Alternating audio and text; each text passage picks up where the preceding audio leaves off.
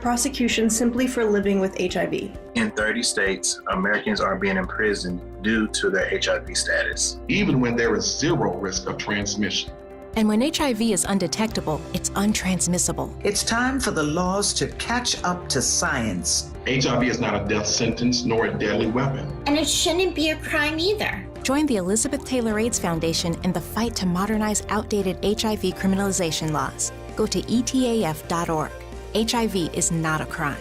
Campaign funded through the support of Gilead Sciences Incorporated. This hour of the Triangle Sports Leader is powered by Ritchie Law Firm, Injury Lawyers. Ritchie Law is on top of it. Go to ritchielaw.com. That's ritchielaw.com. WCMC-FM HD1 Holly Springs. Right-hander Weaver, the pitch. And there's a ball hit sharply through the middle into right center. And a single that will give the Boston Red Sox the lead. Grisham over to cut it off, and right center fires it in. Scoring is Rafaela. Sogard around third and to score.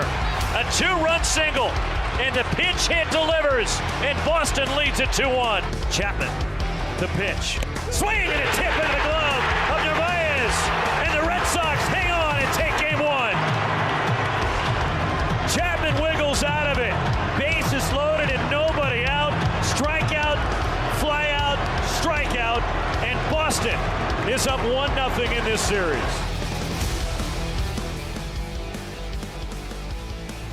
It's the Adam Gold Show. What's going on? I am Adam Gold. Max Gorin sitting in for Victoria today.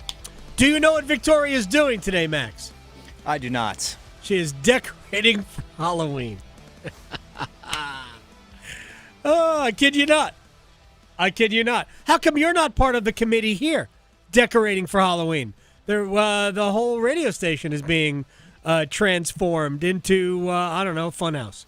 I was too busy producing Next Up this morning. That's right. And then we were recording Pack Therapy podcast Yes. that's about to come up with Tim Donnelly and Mike Glenn, and that'll be up on YouTube and podcast form very soon. And now I'm here producing for you, so I'm happy to help decorate, but I was a little preoccupied with my production duties. Convenient, good, smart. Yeah, but it's not my boat either. By the way, you're wearing a Boston Red Sox hat. Yes, I am. I watched a bunch of playoff baseball yesterday, and I'm telling you, baseball is like in my blood. It's the only sport I played as a kid growing up. It was my favorite sport as a kid growing up, and I think I told you this earlier today. If I watch 20 innings of Big League Baseball this year, I'll be surprised. And it's not because I don't love it. It's just there are certain things that just don't fit the schedule. And baseball, unfortunately, even you would think, well, summer, you have I don't have as much time as you think in the summer. And it's just not part of the routine. Playoff baseball is part of the routine. Always part of the routine. And I was like, I never left yesterday, even though I don't even know half the players. Half of them. I'm glad that Aroldis Chapman is still in the big leagues because, hey, I recognize him. He had like the best season of his career this year at age like 37. Ever. He looks the same, by the way. I mean, he looked different when he came up with the Reds. He was lankier when he came up with the Reds. He was also a starting pitcher when he came up with the Reds, throwing 100. And he got to 101 last night. Get out of here. He probably pumped 102 once or twice, too. My Lord. Well, the first inning, when he came in to finish the eighth, he was topping out at 96. They were like, I wonder if something's wrong. He was saving it for the ninth. He was actually saving it for the last three batters. When he struck out Stanton, got Chisholm to fly out, and then struck out, who was the last batter? He hit 30-some-odd home runs this year. I don't remember his name. Doesn't matter. For who? For the Yankees. Trent Grisham? Grisham, yes. He struck him out. Foul tip into the glove. But awesome theater last night. And then I watched the Dodgers. And before we start, can I just say that there are certain things in this world that appear to be unfair, right? Tom Brady having it all. Tom Brady having, movie star looks, unbelievable, the greatest career that any quarterback has ever had, and now the means to own a team that might end up in the Premier League. He's a part owner of Birmingham. They're in the second tier of English football. He's a part owner of the Raiders. He's the lead broadcaster, lead analyst for Fox. It's everything. He's got everything.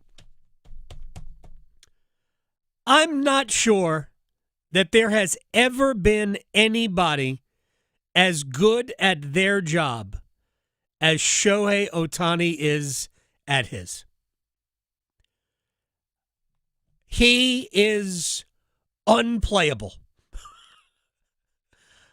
That bullet of a home run. I know he had 2 last night. Yeah, the second one was an absolute nuke. I don't even care about the second. The first one basically told the Reds, isn't it fun to make the playoffs? They'll be done tonight by around 10. Finished. The Dodgers look like they're not going to have any problem with Cincinnati. I know they gave up 5 runs yesterday, but it was mostly against the bullpen, and the game was over. It's 8-0 before the Reds realized that they were going to need to score runs. But that home run, that bullet that never was more than 50 feet off the ground, just crushed. Awesome. I felt honored to be able to watch it. It was that good. And I saw the Teoscar Hernandez home run that basically ended it, made it 5-0. Actually, that made it 4-0, and then Tommy Edman, who is... Where did the Dodgers get guys like Tommy Edman? Pretty sure Tommy Edman came from St. Louis. Right. Because they've got, superstar players. Well, they have... somehow they get guys that come up through their farm system, too, as well as the guys that they just spend to go get. Like, I remember a couple years ago, they got, Brian Dozier went to the Dodgers after he was a great second baseman for many years with the Twins. They end up with guys who are just great grinder players like Kike Hernandez, right? But when you have a guy, you've got Ohtani, Mookie Betts, which, by the way, my wife's a Red Sox fan, and when Ohtani hit the home run, she said to me, shouldn't the Red Sox have signed him and then given him to the Dodgers? Isn't that the way it's supposed to work? As a Red Sox fan, does it hurt? I'm over the Mookie Betts thing at this point. How can you possibly be over that? Well, that's worse than Babe Ruth. It's been so long now. Seriously, I'm not even joking. What the Red Sox did with Mookie Betts is way worse than Babe Ruth. Because when that happened back in the day, professional sports was fun, but it wasn't that important. Right? The owner of the Red Sox was trying to finance a play. So it was more understandable back in the day. What the Red Sox did by selling Mookie Betts was one of the all-time dumbest things ever done. Ever in baseball. It may be in sports. I digress. So it was just funny to hear her say that. But Ohtani, Betts, Freddie Freeman, 1, 2, 3. But it's guys like Tommy Edman that make them, to me, probably the favorites. I haven't looked at the FanDuel odds, and we're going to talk about odds today because we're going to do NFL stocks later on. You and I are both stuck with bad stocks, by the way. Yeah, we're going to have to wait those out. I'll tell you right now, the Phillies are currently the favorite on FanDuel, plus 450, but the Dodgers and Mariners are right behind them at plus 500. Plus 500. 450, 500, Dodgers, Phillies. That would be an entertaining National League Championship Series. But they would probably meet in the second round, right? Yeah, I'm pretty sure the winner of the Dodgers-Red Series plays the Phillies. Yeah, that's unfortunate for. Well, it's good. We get a chance to see it, and I'm all about seeing that as a series. All right, we have a lot of things we're going to do. A little bit of baseball, but first, local. Let's get it started. Let's get it started in here. It was so much fun. Let's get it started. Pitch by pitch. Pitch by Aaron Boone blunder by pitch. We'll get to that in a minute. Hurricanes are down to 26 on the training camp roster. 23 is the max for opening night, so we got 3 more to go. I think we could all agree they're not going to keep 3 goaltenders. Caden Primo won't be here. I think we can all agree that Juha Jaska will end up back in Chicago. I always do that. Always call it Charlotte. You never forget your first.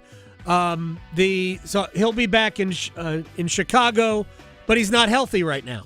So I don't know that you can actually send him there while he is not healthy. So we know about those. There are a couple of other players who are still here, and we will get to it.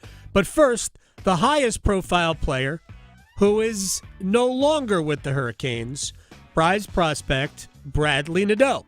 Scored 3 goals. I'm going to count it as 4 because while his fault for being offside, I saw the goal, and it was elite offensive skill that scored it. We can't pretend that didn't happen because it's all about leaving an impression. I can tell you for a fact that Nadeau is right there when it comes to making the NHL roster. Right there. There is a bit of a numbers game, and they're still playing around with combinations. Here's Rod Brindamore on why Nadeau was sent back. It's tough because, we'd love to keep him here, but we got to also figure out what makes sense. So you can see we have, lots of forwards.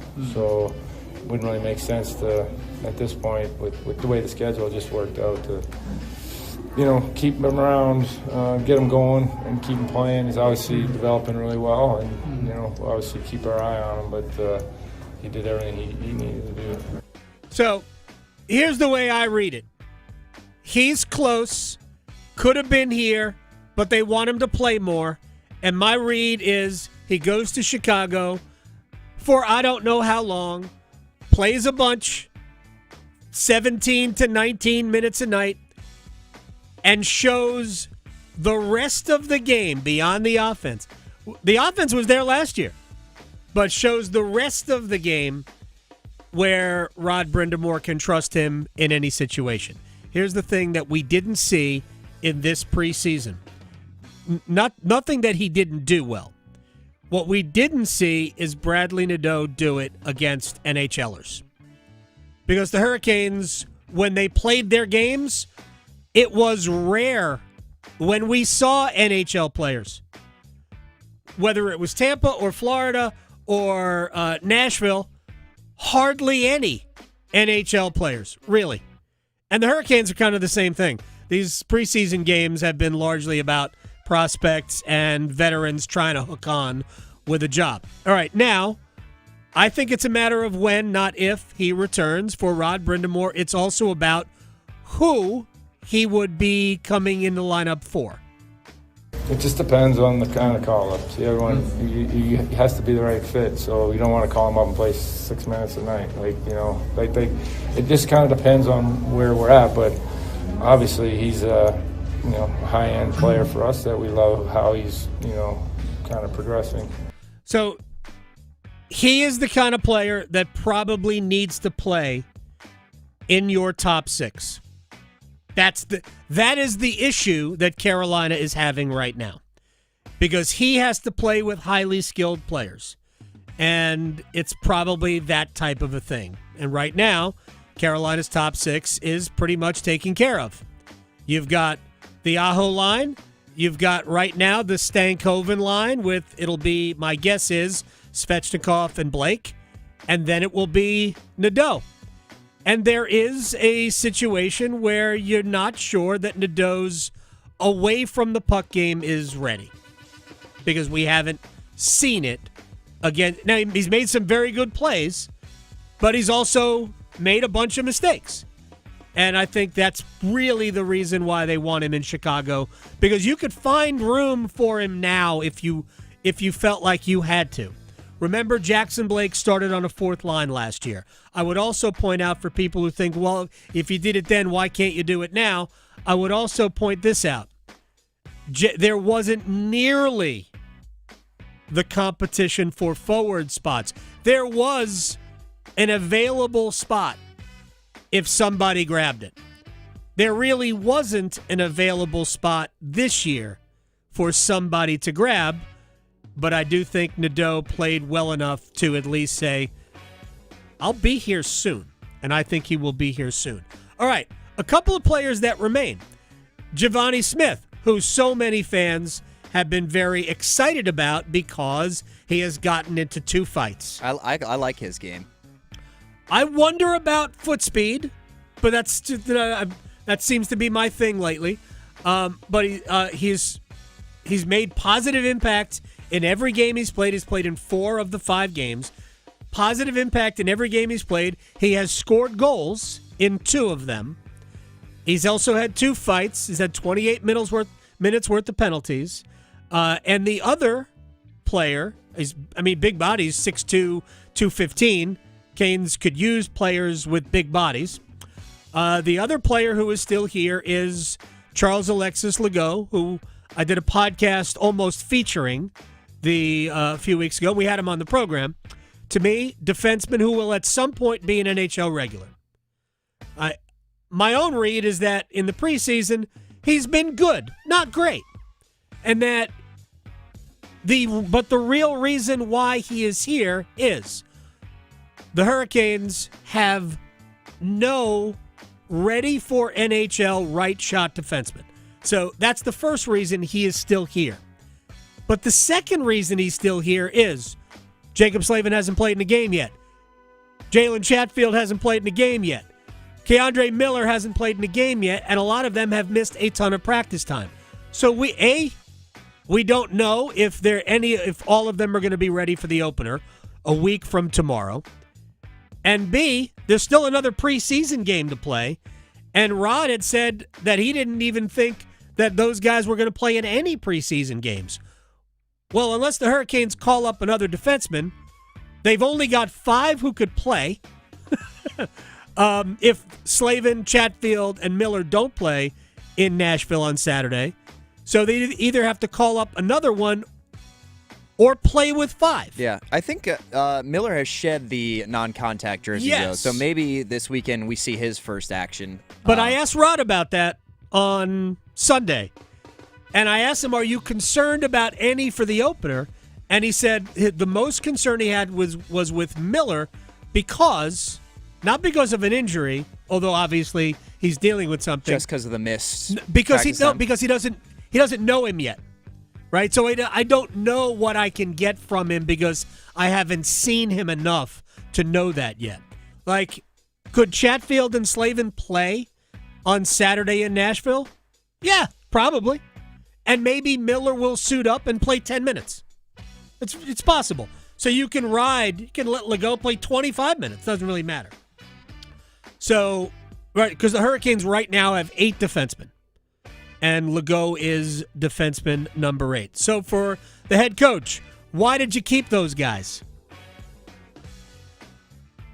Well, I think, with in Smith's case, he's, a guy trying to make a squad and show him what he can do. And in the 4 games that he's played, he's done a pretty good job. So no reason not to keep him around and keep him, another look kind of thing. And as far as, Charles, I thought he had a good camp, and we needed an extra D with the kind of uncertainty there with whether guys are going to practice or not. And so I felt like he, deserved to be sticking around with the big group. I think it's mostly about the injuries. I think had those 3 players not been hurt, I think Legault would be back in Chicago right now. He's looked comfortable, though. I agree. It's not like he's been lighting the world on fire, but he hasn't looked out of place at all. No, and again, he is going to be an NHL regular. I have absolutely no doubt about that. And given, injuries happen, if an injury happens this year, it could happen this year, right? I personally don't think he was the best young defenseman in training camp. I think Dominic Fensori was the best young defenseman in training camp, and I also kind of liked Joel Nystrom when I saw him play. But the reality is that Legault is definitely going to be here. Size, the skating ability, he can play a physical game. That's the one element we really didn't see in the preseason. And I think Rod wanted to see that a little bit more. But we know the talent is there. He'll be here at some point, whether it's this year or next year. I have absolutely no doubts about that. Couple of quick NFL notes. And then I want to talk a little bit about to the guy wearing the Boston Red Sox hat. Dylan Gabriel will start for the Browns when they take on the Vikings in London Sunday morning. Joe Flacco has been benched. It only took, 4 weeks for Joe Flacco to get benched? Who could see that coming?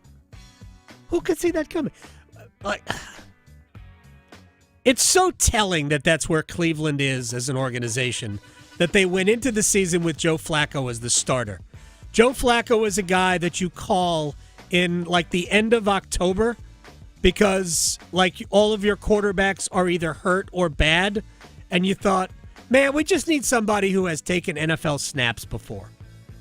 And that's when you call Joe Flacco, and he's been sitting on his couch, he's been watching football, maybe doing a few podcasts. That's where Joe Flacco should be in July, August, and September. Instead, he's been starting for the Browns. What an organization. Anyway, Gabriel will start on Sunday. Lamar Jackson, we still don't know how long he's going to be out. Yeah, I was seeing maybe 2 or 3 weeks. I'm hoping it's less. I have him on one of my fantasy teams and would rather him be healthy. I think that's why. It's good fantasy ownership right there. If the Ravens can win games without Lamar Jackson. I mean, their defense is going to need to be better, but they have also played 3 of the best teams in the NFL over the first 4 weeks, so I don't know if it's necessarily fair to say that the defense has been bad when a lot of that has to do with the quality of opponent. When you play the Bills, the Chiefs, and the Lions, you're going to get scored. Have they allowed 30 points in every game? Yeah, because I didn't get a chance to watch. I was at the Canes preseason game on Sunday when they were playing the Chiefs. But from what I understand, that was pretty much a rout by Kansas City. So they've allowed 30 points every week. Think they have the second worst scoring defense in the NFL. Horrendous. Behind the Dolphins. Yeah. They might be worse now after that. But they played the Browns in week 2. Yeah, they played the Browns in week 2. I think they only allowed 17. They won 41-17. But yes, they have been billed and chiefed and lioned. And for me, I think the Lions have the best offense in the game. And I'm not even sure how you would dispute that. I know the Lions struggled in Green Bay in week 1. I mean, Green Bay has a pretty good defense, and I think there was a lot of emotion involved in all that. But the Ravens' defense is in a bad way right now. That's probably the number one reason why they can't survive any lengthy Lamar Jackson absence. But also, Jackson is such a big part of everything they do, and the fact that Derrick Henry hasn't been he was awesome in week 1 until he fumbled. Yeah, and since then it's been pretty lackluster for him. And it's just not been Derrick Henry-like, and he's fumbled in 2 other games. So, yeah, I don't know if he's in a bad headspace or what right now. And not to sound like Dave Canales to talk about headspace and football, because that's another issue altogether, and we'll talk about Dave Canales later on. The rest of their schedule, I will say, is a lot easier than the first bit. They play at home against the Texans. They play at the Dolphins. They play the Vikings, the Browns, the Jets. I think the Vikings are good. I just don't know how good. I think the Vikings are good. Well, they got, that Vikings aside, right? The Vikings issues. defense is excellent, but the quarterback, there's questions there. And they still have both games against the Bengals. They have both games against the Bengals Steelers, are terrible. Which is, could go either way, I think. But the Bengals offense with Browning has been it's horrendous. It's not Joe Burrow. They have a chance to get things back on track with this schedule. That's why if it's just a couple of weeks, the Ravens will be okay. But man, hamstrings are bad. Hamstrings are bad, especially for a mobile guy like him. He's mobile? Lamar, it's funny. People will look at the Ravens and talk about it being they run. It's a pass offense. They throw the ball a lot. They just when they don't, they hand it to Derrick Henry, and it's usually okay.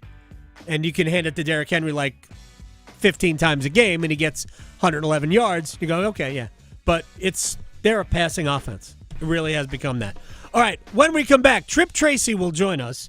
We'll talk a little bit about where the team is right now, why he thinks Bradley Nadeau was sent to Chicago, and some other matters of the Hurricanes' heart. Next.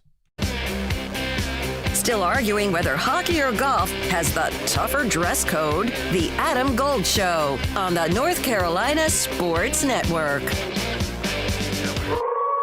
Pack Therapy is in session, thanks to First Horizon Bank. It's Tim Donnelly from 99.9 The Fan, alongside legendary Wolfpack play caller Mike Glennon. Every episode of Pack Therapy is your chance to get dialed in with inside information on your team. We'll set you up for every Wolfpack game all season long. And we'll break down every contest, what went right and what could have worked better. Plus, special guests to keep Wolfpack hope alive. Follow and subscribe to Pack Therapy wherever you discover your favorite podcasts, and watch every episode on YouTube. Hey, it's Adam Gold from my friends at FanDuel, America's #1 sports book. We are in the middle of the week, and we have a great offer for new customers. Bet $5, win $5, get $300 in bonus bets if you win. That's that first bet. Win it, and you get $300 of their money. I got a winner for you today. No way the Yankees are losing Game 2, right? Carlos Rodon on the bump? Yeah. Go with that. $300 in bonus bets to you right after that happens. FanDuel.com/AdamGold. FanDuel.com/AdamGold. Parlays, props, everything, live betting as well. Get started today at FanDuel. 21 and over and present in North Carolina. First online real money wager only. $5 first deposit required. Bonuses issued as non-withdrawable bonus bets, which expire 7 days after receipt. Restrictions apply. See terms at sportsbook.fanduel.com. Gambling problem? Call 877-718-5543 or visit morethanagame.nc.gov. Actual price will depend on product and subscription plan. Featured products are compounded drug products, which the FDA does not approve or verify for safety, effectiveness, or quality. Prescription products require an online consultation with a healthcare provider who will determine if appropriate. See website for details, restrictions, and important safety information. Want a boost in and out of the bedroom? Hims has you covered. Introducing a new 2-in-1 approach to level up your game. Tadalafil for better bedroom performance and zinc for testosterone support. Turn things all the way up and find affordable treatment options at up to 95% less than brand names at hims.com/joy. That's hims.com/joy. Find what you love what you find. A Total Wine and More. There's so much waiting for you. All kinds of beers and thousands of wines. Guides in the know and prices so low. It just might blow your mind. You're gonna find what you love and love what you find. With curbside pickup and delivery available, you'll always find what you love, only at Total Wine & More. Drink responsibly, B21. It's Bo time. Fumbling the food on game day? Rookie move. But you know Bo can make your tailgate a winner, breakfast, lunch, or dinner. Because the Carolina Legend has everything you're craving. We're talking crispy, juicy chicken loaded with real Southern flavor, fluffy, scratch-made buttermilk biscuits, and all the fixins to feed your whole crew faster than you can say touchdown. Be the MVP this season and let Bojangles do the cooking. Order your tailgate today. It's Bo time. Planning a tailgate? Then it's Bo time. Bojangles has everything you need for the perfect tailgate, no matter how many fans you're trying to feed. There's the original tailgate, the super tailgate, and for a really big crowd, the jumbo tailgate special. And if you like your chicken off the bone, choose the Supreme's tailgate special that includes 12 perfectly seasoned tenderloin fillets. So grab the tickets, get that Bojangles tailgate special, and go. It's Bo time. Finding great candidates to hire can be like, well, trying to find a needle in a haystack, but not with ZipRecruiter. Its powerful technology actively finds and invites qualified candidates to apply to your job. So while other companies might deliver a lot of hay, ZipRecruiter finds you the needle in the haystack. See why 4 out of 5 employers who post a job on ZipRecruiter get a quality candidate within the first day. Try ZipRecruiter for free at ZipRecruiter.com/free. That's ZipRecruiter.com/free. This is Adam Gold. 82nd mark, I scream in the booth. I screamed in the booth. Why the heck is he still on the ice? Did you say it in Finnish? I should have. Yes. No, he wouldn't. He curses in English. He does. All right, 2 seconds later, he scored. Yes. And I went, oh, that's why. That's what. The Adam Gold Show.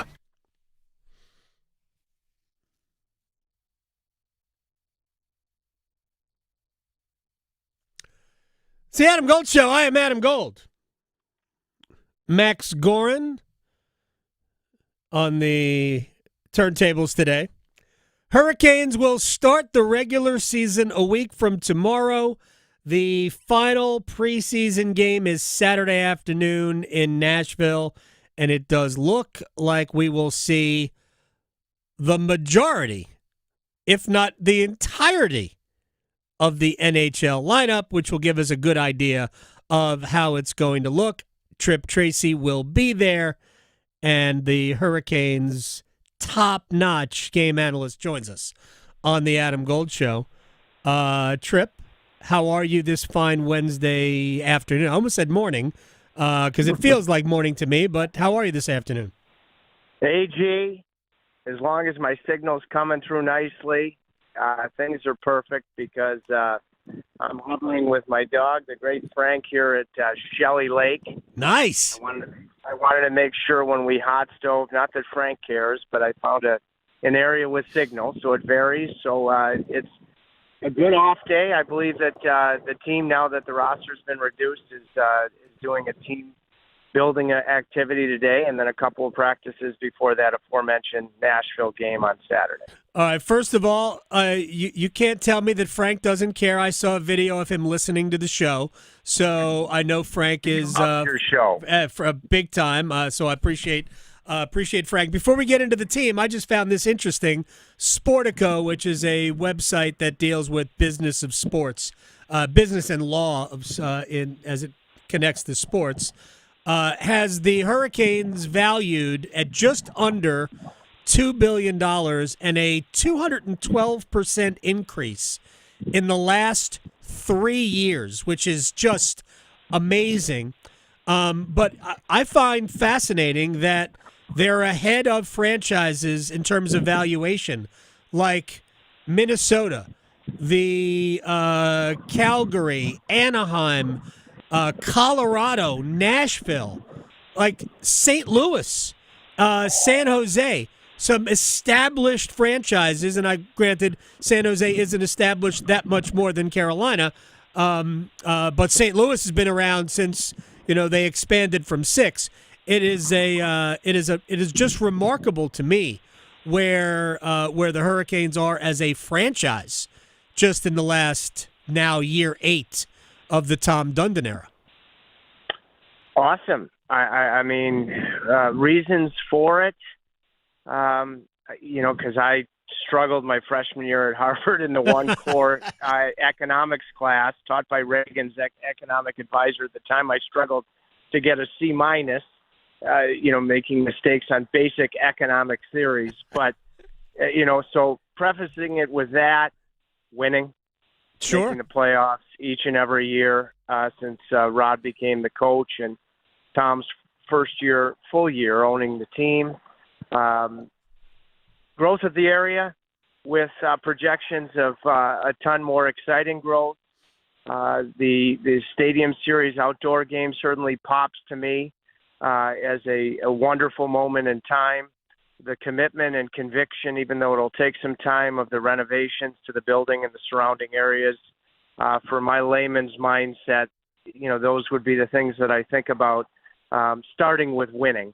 That has seen such a fabulous increase in the valuation of the team. Tripp Tracy is joining us here on the Adam Gold Show. All right, let's get to the roster. I know the team sent down Bradley Nadeau, and depending on what type of fan you are, and this is not a criticism, some fans are out of their mind angry about this. But your thoughts on where Nadeau is as a prospect and as a candidate to make an impact on this team? Here's what I would say that would hopefully satisfy the fan that would have loved to have seen him make the roster, and I certainly would have had no problem with that. And I think it's awesome that a prospect has made his argument, has earned it to this point to even bring that type of reaction. What I would say is when Jackson Blake made the team last year, you were looking. It wasn't going to happen if you didn't earn it, but you were looking for he or either Bradley Nadeau a year ago to make the team. When Jarvis made the team, had it not been for an injury a few games into Nino Niederreiter, he probably would have ended up back in junior. He needed that opportunity, and then he did everything with it. Now you're deeper than ever. Had you known that Nadeau was going to take the steps that he did, you did extend some guys, but, guys that, I expect to be impactful parts of the lineup. And I think everybody across the roster, even though the NHL regulars don't play a ton of preseason games, they take notice. And I think it's a tremendous kind of pressure. And I think my biggest takeaway that I hope would satisfy the fans about where Bradley Nadeau's at right now. Number one, you've got a gap here after the game in Florida that it gives him a chance, feeling great about himself, probably not even needing a flight to Chicago, but could float up there with the type of confidence that he must have. And I'm guessing an extremely positive exit meeting with Rod and Eric Tolsky and management. What I think about right now, partner, is that, the Hurricanes, for the most part, have been fortunate, and I hope they continue to be, with regards to the health of their go-to. Right. Let's just talk wingers in particular. So and hopefully that continues.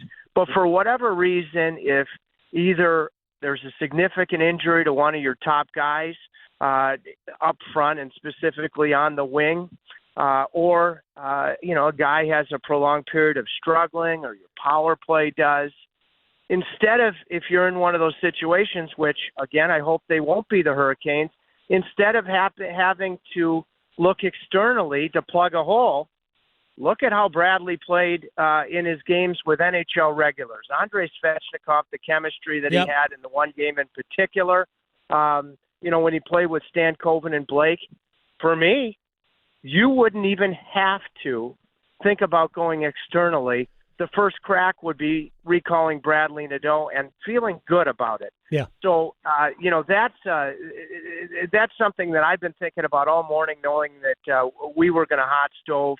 But if he continues to, after a 30-goal campaign in the American League, goes down, uses a tremendous training camp and preseason to continue to get even better, the runway's not far away from getting to the point. I'm just an announcer that you make a move, or if you stay healthy, to start to make room for Bradley Nadeau. He's expedited that process. I agree. I don't think he'll be down there very long as he goes there and does what he's supposed to do, right? He'll play a lot of minutes. He'll play against the other team's best players, which, while he didn't necessarily play against NHL players here, and he won't be playing against NHL players there, but it's against more grown men in games with consequence. Preseason games don't have consequence, and he'll be playing against guys who are also trying to make a point. So I think there is a great opportunity for him to prove there that he belongs here, and I'm looking forward to that, and I don't think he'll be down there all that long for some reason, especially if he gets off to a good start, because I think the most impressive goal that he scored was the last one, the one that didn't count. Just for how quickly he got the puck from forehand to backhand and elevated. I don't know if I texted you this or not. How many players on Carolina's roster today can score that goal? You did text me that, and you were right. With the type of hands, not losing any of his speed. He'll learn to have that trail leg, straddle the blue line. Yeah, he tried. He tried. He was just in too quickly. He'll learn that. Yeah. He'll learn that. But the one other, and you don't have the benefit of it with the way teams approach preseason in this day and age. The next step will be, AG, being able to see him specifically against NHL caliber defensemen and NHL caliber goaltenders. Because one thing we saw in the preseason is we saw a big drop-off when you had the tune-up phases of NHL caliber goaltenders, most recently Bobrovsky. And, the one group of NHL defensemen to a degree that he saw was the game in Tampa. So that will be, aside from continuing to produce and enjoy this tremendous growth curve in Chicago, that will be the next sample size, whenever it may be, seeing him against true NHL players, and specifically opposing defensemen and goaltenders. Tripp Tracy is joining us here on the Adam Gold Show. Charles Alexis Legault is still here. I mean, I think it's because that the Hurricanes are unsure about whether or not Slavin, Chatfield, or Miller are going to be available for Saturday. On top of that, Legault is a right shot, and you got to practice, so you need to have enough defensemen to practice as well. So he's here for that reason. I thought his training camp was certainly good. I didn't think he was, jumping off the page. Have to keep him good, but that's okay. They know about him. They know because he had a very good year in Chicago anyway, so they know what he's about. What do you think is the next step for him to take to be ready to play? First of all, I agree with your commentary capturing his preseason. And any NHL coach, especially when you have significant practice time, as you do between now and New Jersey next Thursday, any coach would like to have 4 sets of defensemen instead of 7 defensemen. You got to play a forward during your reps for defensemen when you're trying to achieve a ramp up in pace in practice. So that helps him. I also agree with you from the precautionary standpoint that I hope doesn't come to be with the 3 defensemen that haven't participated in games. So it makes sense for him to stick around. And in a different way, I think it will only help his elevated confidence to be able to even get to this point in what eventually he'll do and go down and hopefully take even more significant steps at the American Hockey League level. IAG thought, I'd love to get your reaction to this. The double minor, I know Carolina lost early in overtime on Monday in Florida, but I thought that double minor, when it's the regular season and you've got to ensure a point just to get to overtime, I thought the way he took charge during that 4-minute Florida power play, he was playing with Nikishin. Yeah. I thought he was really the guy, even more than Nikishin. Nikishin had a mixed bag of moments, but I thought that was Legault's best segment of the preseason, and I think about it, even though it is the preseason, like a situation where you've got to get to overtime, and with a significant challenge like that. And I thought that was his best stretch there to get through that double minor and what in regular season scenario. Agreed on all of those points, and it brings me to, I think, one of his best skills is I think he's a really, really good skater. And if you're a good skater, you should be able, and he's a defensive first defenseman. If you're a good skater, you should ultimately be a good penalty killer. And those are the things you can't teach. And I think he's got those 2 things. It's got oodles of those 2 things. And I agree. I think he was excellent in that particular period. I also think that Nikishin also showed some of his best stuff on the penalty kill when needed, except not gapping up that one time, which created a chance. But I thought for the most part he was really good on the PK. Thought he took steps that, and when he gapped, he was indecisive. Yeah. Should I stay or should I go? And you always want to go as a defenseman because the moment you sit back with NHL speed, let alone, speed, you're going to get caught. And, that was his one tough moment. Nikishin Legault had almost, just because of that skating ability, scored a shorthanded goal in the same spot that he had scored against Nashville in the third period the night before. So what I liked about Nikishin's game on Monday in Florida in comparison to his game in Tampa is any mistakes, aside from the one where he got hesitant that we just spoke about, any of his mistakes were effort-based mistakes, urgency-based mistakes. And before the game, that was, what we hot-stoved about. Right. If you're going to make mistakes, you want to see it be, with effort, with charisma. And I thought that he took big steps in his game from that standpoint, even with a lot of teachable moments on Monday night. Tripp Tracy, I'll talk to you Saturday. It's going to be basically an NHL game. I would imagine Nashville is going to play most of their NHL guys. It won't count, but it'll look representative of NHL hockey at 4:00 on Saturday afternoon. Looking forward to it. AG, can't wait. Agree. And Frank, thanks you. And we're going to get back to trotting. And I love you. Hope you have a great afternoon. And thank you for digging in and that Adam Gold abode spider that really got my attention when we were coming back from Florida. I mean, insects and reptiles. I try to have a love for all animals, but I'm not sure I'm spooning with that spider anything. So. I was told it was a wolf spider that was not poisonous. So everybody is good. Fabulous. So, thankfully, it wasn't hungry like the wolf, my dear friend AG. Oh, man. You're the best. All right, Tripp. I'll see you later. See ya. All right, Tripp Tracy here on the Adam Gold Show. We were out in the barn, and the spider was about, I guess the diameter was probably almost 2 inches. So I just tweeted a picture of it. It looked like a really big spider. Right. Well, I blew it up so people could see the markings because I wanted somebody to tell me what it was. Because I know we have arachnid experts who follow me on Twitter. So, and I got a couple of people responded. I've been working with spiders, insects for years, blah, blah, blah. That looks like a wolf spider.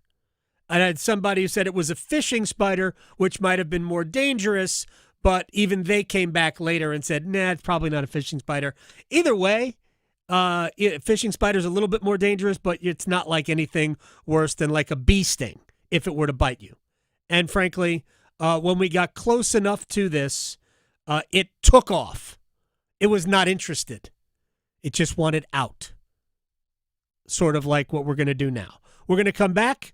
And we're going to do one-timers, questions and answers. Max will fire the questions next.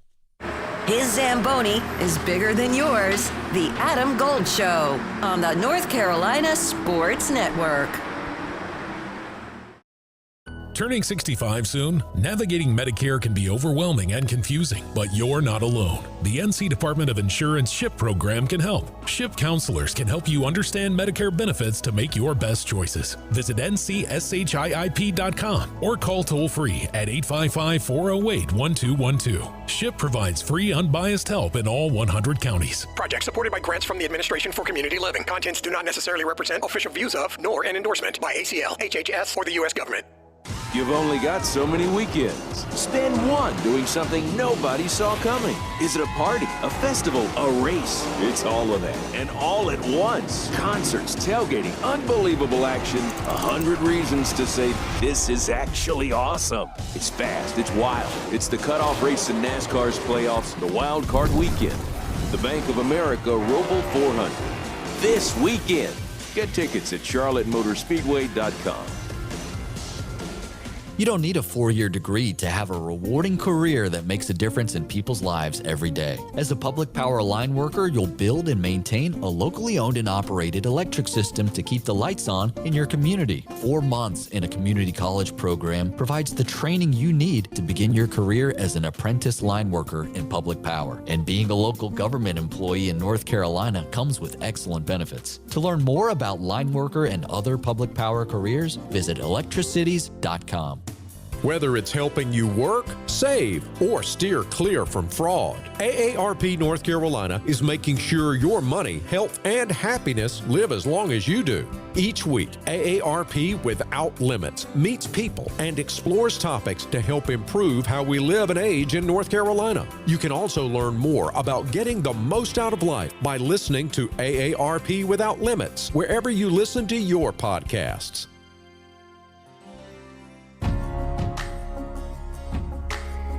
As a school nurse, I feel like we're really that contact for the schools between the Department of Public Health and what goes on in the school system. The face of the Department of Public Health in our school is our nurse, Nurse Emma. All the communication that she was receiving and direction she was receiving, she made sure to communicate with us and be a wonderful partner with us. These kids need their routines. NC Public Health.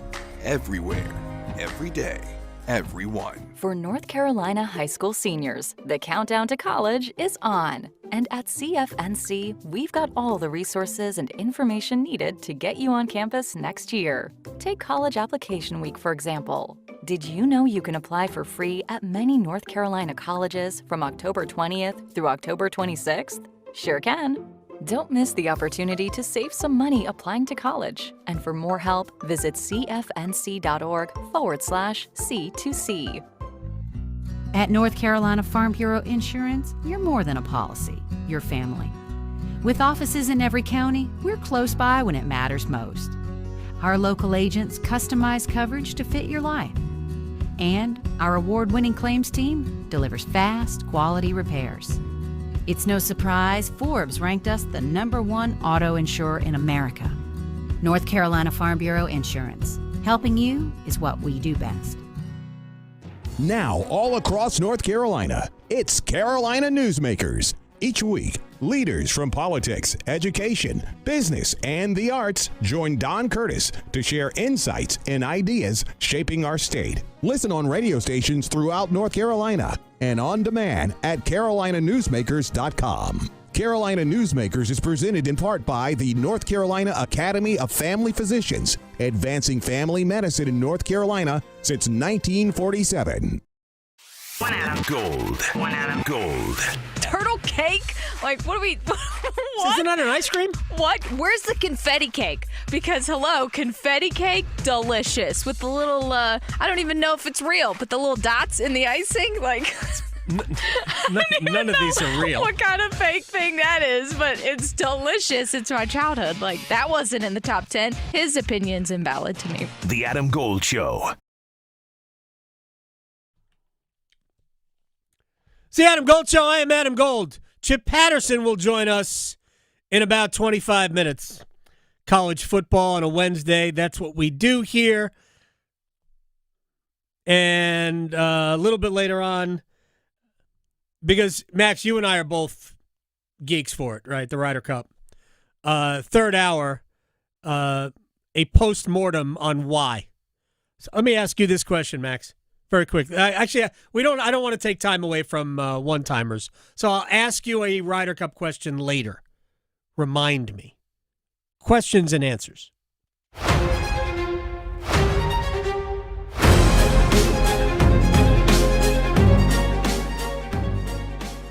All right. Well, so as we've discussed with Tripp Tracy here, we got Carolina Hurricane season is coming up rapidly. Yes. Opening night. 8 days away. Next Thursday. The final preseason game on Saturday. And they made some big roster cuts yesterday. But one of the people that was not cut was Giovanni Smith. What do you make of Giovanni Smith's preseason so far and his prospects of making the roster potentially as a 13th forward? Well, I mean, he probably would be a 13th forward or a 14th forward. 14th forward. Still have Mark Jankowski around too. So ultimately, I think it's a two-way deal and he goes to Chicago. That's what I think. But I think they want to give him another opportunity to play, and I also wouldn't be completely surprised if somebody else came in and gave him a one-way deal.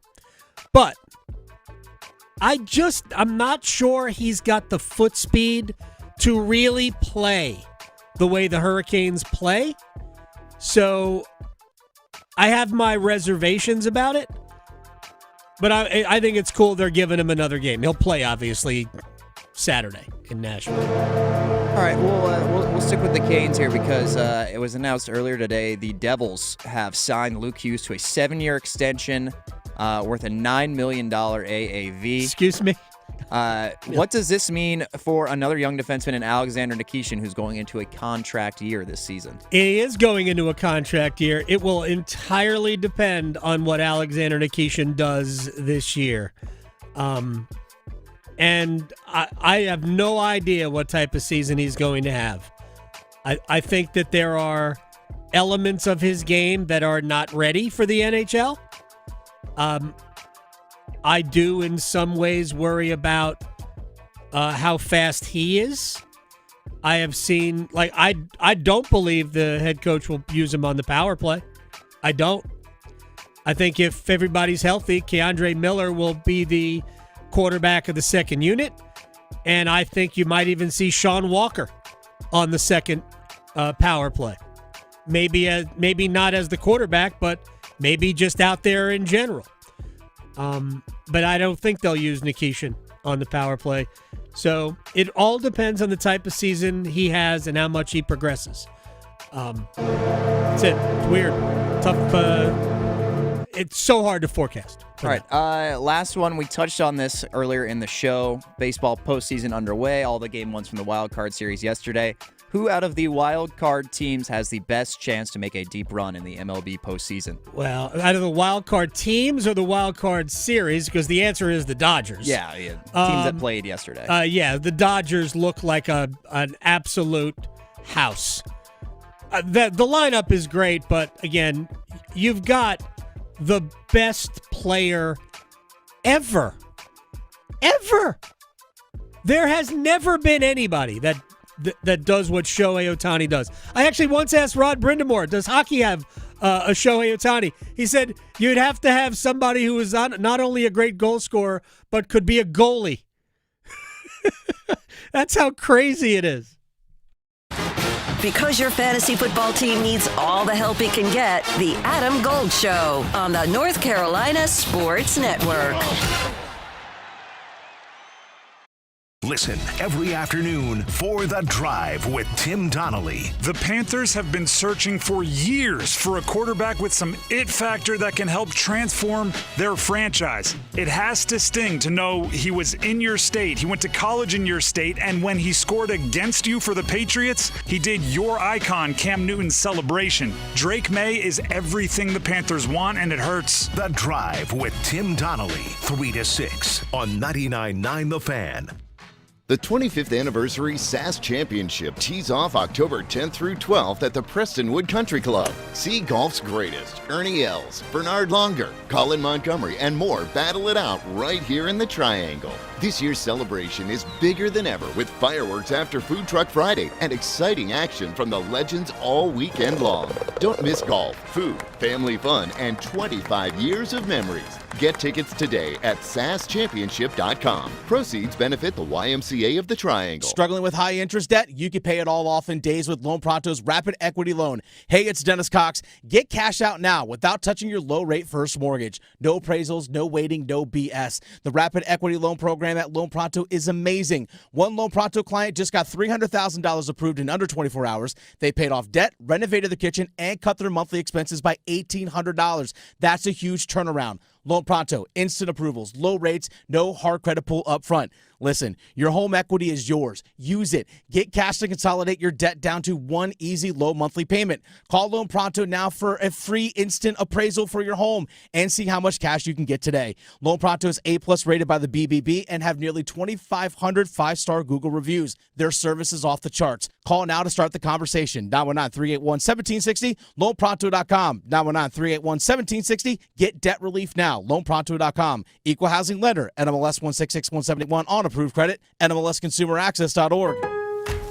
I'm Scott Hansen, host of NFL Red Zone. Lowe's knows Sundays hit different when you earn them. We've got you covered with outdoor power equipment from Cobalt and everything you need to weatherproof your deck with Trex Decking. Plus, with lawn care from Scott's and, of course, Pit Boss grills and accessories, you can get a home field advantage all season long. So get to Lowe's, get it done, and earn your Sunday. Lowe's, official partner of the NFL. Stitches, itches, aches, and pains, strep and sinus, minor sprains, pink eye, earaches, fever, flu.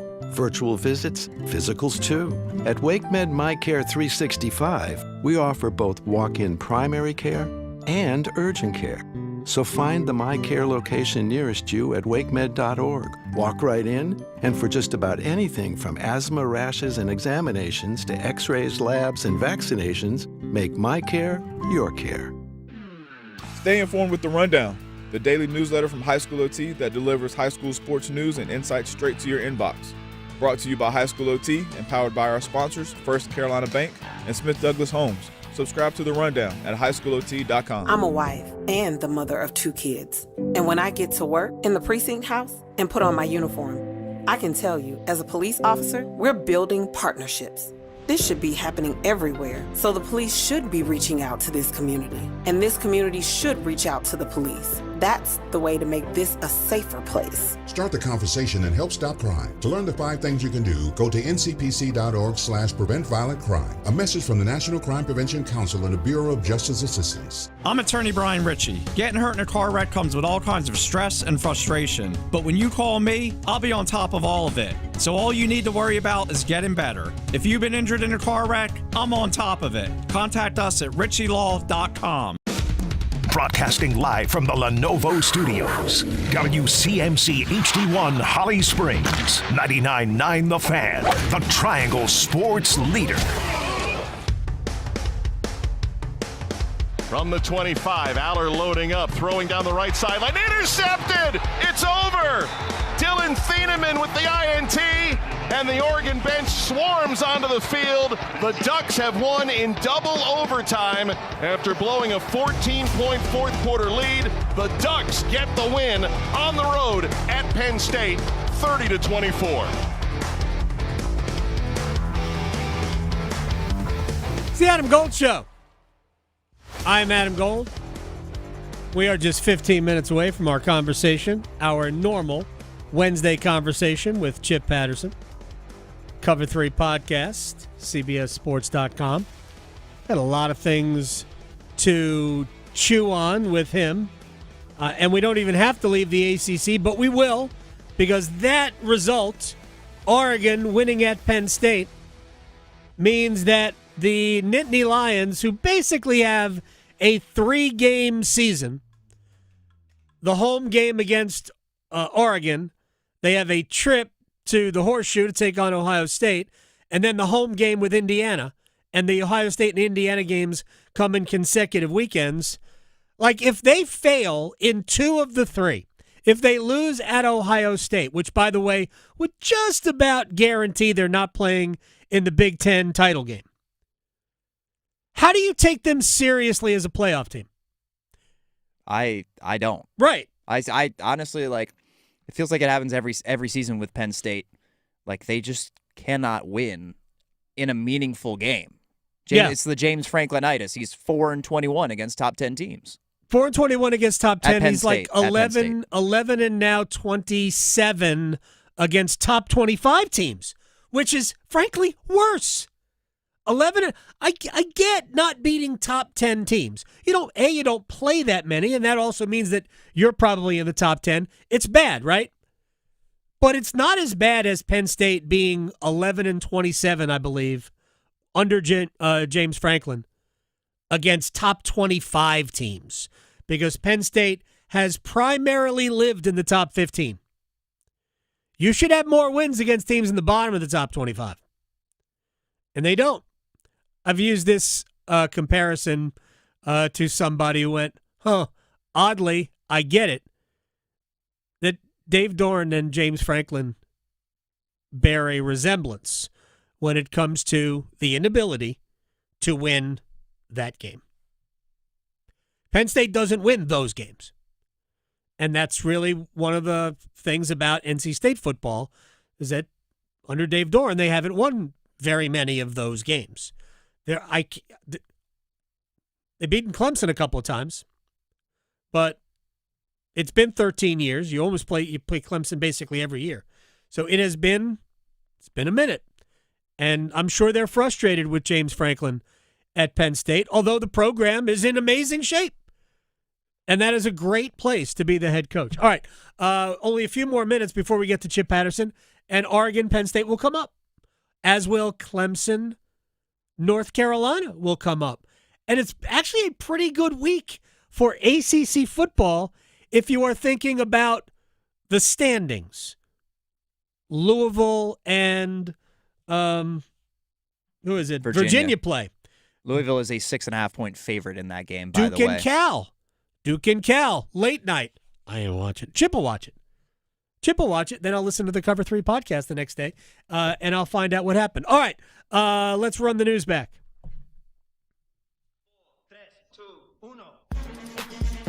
We'll set the hurricanes aside for a second. We did a lot of hurricanes in the first hour. And by the way, you can always join the show on YouTube. Go to YouTube, search Adam Gold Show or 99.9 The Fan. You can find us, and you can comment on what you see or what you hear, if anything tickles your fancy. And I haven't had my fancy tickled in a while, just so you know. All right, let's get to Panthers head coach Dave Canales. And we are already at the point where everybody has doubts. Talked to Joe Person yesterday, and he's like not sure what we've got anywhere, including the head coach. We're also not sure what the identity is. We know what they want the identity to be, but what is it? So, head coach Dave Canales, what is it? I can say that this team has an identity to play hard with great effort and physicality. That continues to show up. We need to become a team that executes consistently, that carries off what I thought were 2 really good weeks of practice. One led to a great game, one led to a really poor performance, and so as the head coach, I'm the common denominator. I have to make sure we're in a great headspace so that the guys can be focused and execute consistently. I'm so inspired now, you can't even imagine. I want to hear the very beginning of that one more time. I can say that this team has an identity to play hard with great effort and physicality. That continues. I don't need anything more.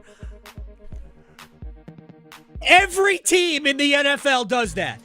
I would hope you're playing hard if you play in the NFL. 32 out of 32 play that way. That right there is why Dave Canales, to me, is done at the end of the year. It is nothing but platitudes. It is such empty rhetoric, I can't even imagine. I'd rather hear Bill Belichick go, we're on to Cincinnati, than that.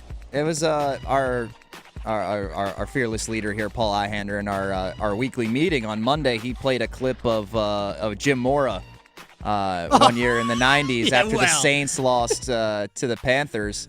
It was very impassioned, and he made the point. He was like, would you rather have this, or would you rather have Dave Canales say, well, it was a great week of practice, and we're going to look at the tape, and we're going to try hard and do our best. The first coach I ever heard say, well, I'm not sure, I got to look at the tape, was Matt Doherty when he was the head coach at UNC. I'm sorry, sir. You have courtside seats. You should know what you've seen. I don't want to hear, I got to look at the tape. That means, to me, you don't really know what's going on. All these guys know what's going on. Dave Canales is just bad at relating it. I don't know who he's trying to protect, because he clearly doesn't protect players. Because the players, it's always an execution problem. He's just now going, I have to figure out what we're doing to make us better. We had 2 great weeks of practice. One led to a win, one led to a loss. The win was really more on Atlanta than Carolina, but all right, one more from Dave Canales, because here's where we are. We are already at the point where we are asking about changes. Joe Person, after the game on Sunday, the loss in New England, asked if Bryce Young was going to be the quarterback. Says, Bryce still the starter? We're 4 weeks in. Hey, it's a fair question. I don't have any problem with it. And now we're asking about staff changes. We're still gathering information right now about who we are, who we can play with, and what schemes are working for us. And as we continue to build off of those, right now just sticking to the core concepts of what we're doing. So I don't anticipate any changes. Just say no. No. I'm begging you, Dave. Just say no. I don't need that first part. I don't. I'm telling you. David Tepper would fire Dave Canales now if it wouldn't reflect poorly on David Tepper. There's no other way to look at it. I promise you. Because now we're only 4 games into the season, but we're also however many games in the preseason, which I think Dave Canales botched. Whatever. I'm looking forward to who's next. All right, we got one more coaching comment. This comes from Bill Belichick, the head coach at North Carolina, if you haven't been paying close attention. They host Clemson this week, coming off a bye week. Clemson also coming off a bye week, by the way. So, 4 games in, 5 weeks in. Where is this team today versus the beginning of the season, Coach? We're way better than we were. We still have a long way to go, but we've made progress in every area, really every week. And as Michael said, it's been 35 practices, really since the start of fall camp. Our conditioning is good. We haven't had a lot of penalties. We haven't done, turn the ball over an excessive amount, more than we'd like to, but it hasn't been excessive. So, since TCU, we haven't given up a lot of big plays. So, we just need to do a few little things better. Several little things better, but that's really, we're not making the big mistakes, but we just need to do things better on a more consistent basis. I believe they were all having dinner at the Belichick house. That was Jordan who was clearing the table. I kid. That was not the case at all. I believe that was from the coach's show. I would assume at Top of the Hill. Anyway, okay, I'll take Bill's word for it that they're way better. That doesn't mean that they're good. And Clemson is coming here to make a point. Yeah, they are going to be inspired to put something good out there after they have to sit on that loss to Clemson over the bye week. They are going to want to come and make a statement. Right, and I'm not even saying that Clemson can make a point, because I'm not sure they can. But I would imagine that this is Clemson's aim, to get well, feel good about themselves against UNC. Don't I have any idea what's going to happen? None. Because, again, I'm not sure Clemson can really do what they want to do. Because I have so little faith in what I have seen from them offensively and defensively, to be honest. Although I think they'll have more defensive success against Carolina than they will offensive success. All right, we're going to break. Chip Patterson, we'll talk about that game. We'll talk about like a throwback Florida State-Miami game, because Miami is great, we think. We hope. Plus, there's a lot of other good games in the ACC and outside the league we'll get to with Chip Patterson next. Asheville to Wilmington, Boone to Durham, The Adam Gold Show on the North Carolina Sports Network. Hey, Carolina Panthers fans, it's Dennis Cox from 99.9 The Fan. For all the inside information on your team, join me and my co-host, WRAL TV's Chris Lee, for our podcast, Panthers Playbook, presented by Wake Orthopedics. In every episode, we'll keep you up to date on your Panthers, and we'll do it with access only we can provide. Locker room insight, exclusive interviews, and in-depth looks at every Panthers game. Follow and subscribe to Panthers Playbook wherever you discover your favorite podcasts, or watch on YouTube. Adam Gold here from my friend Gordon Miller, Miller Lending, Kildare Farm Road in Cary. We always have your best interests at heart at Miller Lending, and here's how we prove it. No closing cost. You keep thousands of your own dollars. First, you keep thousands of your own dollars. Next, the freedom to know that you can refinance free of charge with Miller Lending when the rates drop. So let's say whatever your rate is today, a year from now, it's a full point lower. Refinance. If your mortgage is about $400,000, that's about $250 or more dollars each month that you get to keep. Yes, clear of mind. It's beautiful. So it's about keeping your own money. It's about saving more money throughout the life of the loan. And it's also about freedom to be able to control your finances. Miller Lending on Kildare Farm Road in Cary. An equal housing lender, NMLS ID 250-2146. If you or anyone you care about is facing a family legal matter, call Cordell and Cordell today at 1-855-GET-LEGAL or visit CordellCordell.com to schedule your consultation. There's a lot on the line in divorce.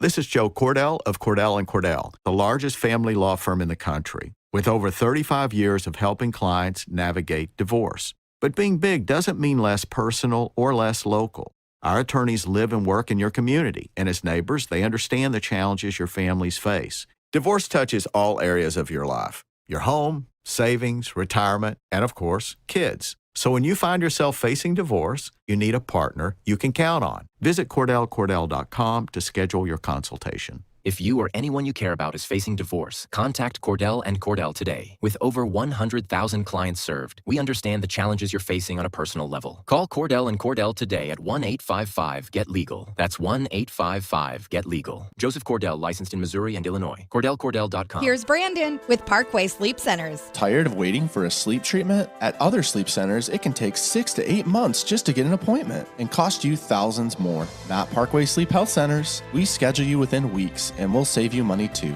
We have over 20 years of experience serving the Triangle. Let our expert team help you sleep better sooner. End your sleep problems. Live your best life. Experience the Parkway Sleep difference. Visit parkwaysleep.com and start your journey to better sleep today. Parkway Sleep Health Centers. Sound sleep. Sound health. Hi, it's me, Flo, here to tell you that with the Progressive Home and Auto Bundle, you get 24/7 protection, so you're covered no matter where the day takes you. Even I added too much water to the pizza dough day? Yep. How about getting a call from my daughter to pick her up at the airport because her boyfriend is unreliable day? Especially that day. What about finding out that one of my pipes suddenly burst in my basement day? Progressive has every day covered 24/7 with a Home and Auto Bundle. Also, you have a lot of bad days. Oh no, that was all the same day. At least you're covered with Progressive.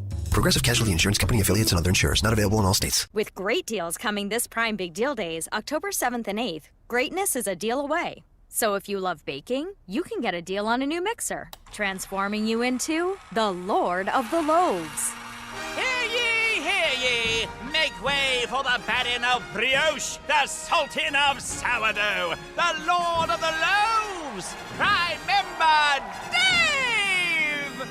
Yeah, hi? Get up to 40% off with Prime Big Deal Days, October 7th and 8th. One Adam Gold. One Adam Gold. Is he married to a person or just himself? Because I feel like that's very Aaron Rodgery of him to have the twist in there. It's a very good question. Oh, I don't know. We still don't know if it's a person. Would he get down on one knee to ask himself over an ayahuasca? Yes. The Adam Gold Show.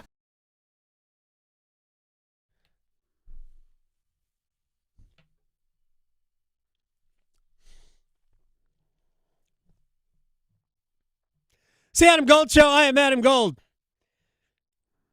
Max Gorin sitting in for Victoria today. She's decorating for Halloween. Not going to lie, my wife is jealous. I don't know if Chip Patterson decorates for Halloween, but Cover 3 podcast moderator, my friend Chip Patterson, joins us every Wednesday. Are you a Halloween decorator? First of all, do you and the fam have costumes? Ooh, not like a group costume. Okay. So, everyone's kind of on their own island on how hard you want to go with it. I may be guilty of, is that a costume, or did you just find something in your closet that can roughly pass as a costume? Is right? that you or somebody else that had found something in a closet that could roughly pass as a costume? Right. I don't think I'm going to a store between now and October 31st to go and purchase a costume that will be immediately recognizable. Gotcha. Is that fair? I'm thinking about a neck brace and maybe just put some red all over my face and become Bobby Petrino. Bobby Petrino is a great one. It's that Sugar Bowl hat, which is the real cherry on top right there. How is he still in college football? What? I mean, having a position in college football, why Anywhere, not? Right. A position in That's college football, amazing. sure. There's a long run of evidence at multiple stops, at multiple levels, in multiple different conferences that say, I mean, certainly better than his NFL history. You know, if the man's gonna, if he cannot stop coaching, college football does seem to be the place where the more wins and the most success have come. Real quickly though, we were the first on the street, and it was because, I mean, I think we were, let's see, weeks. It was September 15th. Really? It was definitely, because it was a work day. And Parker said, hey, me and the boys need something to do today. And they're excited about Halloween. So I'm going to need you to get up to that attic and bring down the Halloween box. We've done that. While you're on CBS Sports HQ and watching football all day, we're going to be hanging the big old rope spider web off the corner of the house. Perfect. So Perfect. yeah, we had that. We don't have the inflatables out yet because you got to monitor the weather for those, True. right? And so right now it's just a lot on the covered porch, in the windows, around the inside, and then the big spider on the rope web that is that's hanging from the corner of the house. Right. You are much more attention to detail than Keegan Bradley. If we have time, we'll talk about the debacle at Bethpage. All right, Chip. Let's start with North Carolina and Clemson. Mm-hmm. I'm just going to ask it this way because there's a lot of stuff to talk about here. Relative to expectations, which team has been more disappointing? Oh, the Clemson Tigers. I think that's without a question. Okay. Yeah, I think 1-3, 0-2 in the ACC, an offense that is dreadful. Yeah. A defense that has underperformed compared to top 5 preseason ranking, picked to win the ACC, heavy favorite to win the ACC. They are farther off their mark than North Carolina, which at 2-2 has not played an ACC game yet. And look, neither one of these teams has a win against a power conference opponent. Right. Combined, that's a 0. But North Carolina has lost to a TCU team that could win the Big 12. Right. And the UCF loss was bad for sure. Yeah. But the idea that this team could navigate through the rest of its schedule, the ACC portion, win 4 games, lose 4 games, doesn't seem, I wouldn't bet on it, but it doesn't seem like all hope is lost. And I think no one put North Carolina in the ACC title game. Correct. I think a lot of people, because of the schedule, figured that North Carolina would be a bowl team. So in terms of being a bowl team versus contending for an ACC title, Clemson is way off mark for contending for an ACC title. North Carolina, coming out of the off week, still has opportunities to steady the ship, go 500 in conference play, and finish at 6-6. See, the problem with North Carolina winning 4 games in the league is that at the beginning of the season, we thought the schedule was very easy. And now that we are into the season, I would point out that obviously Clemson won't be easy for North Carolina. It won't be easy for anybody. They weren't easy for Georgia Tech or somewhat easy for Syracuse. But Cal won't be easy out there. Virginia won't be easy. Syracuse won't be easy.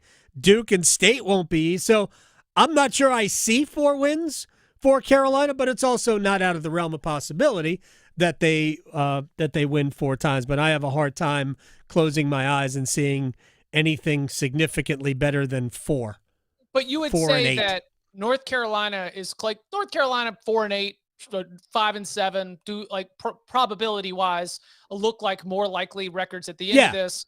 But North Carolina flipping a couple of those games to get to 6-6 seems more likely than whatever Clemson. Whatever Clemson would be able to do to be able to come anywhere close to the expectations that come with being the 4th team in the AP preseason top 25 poll. Unfortunately, Clemson's ceiling right now is like my crawl space. Right? So, there's a part of the house where you can actually stand up. Right?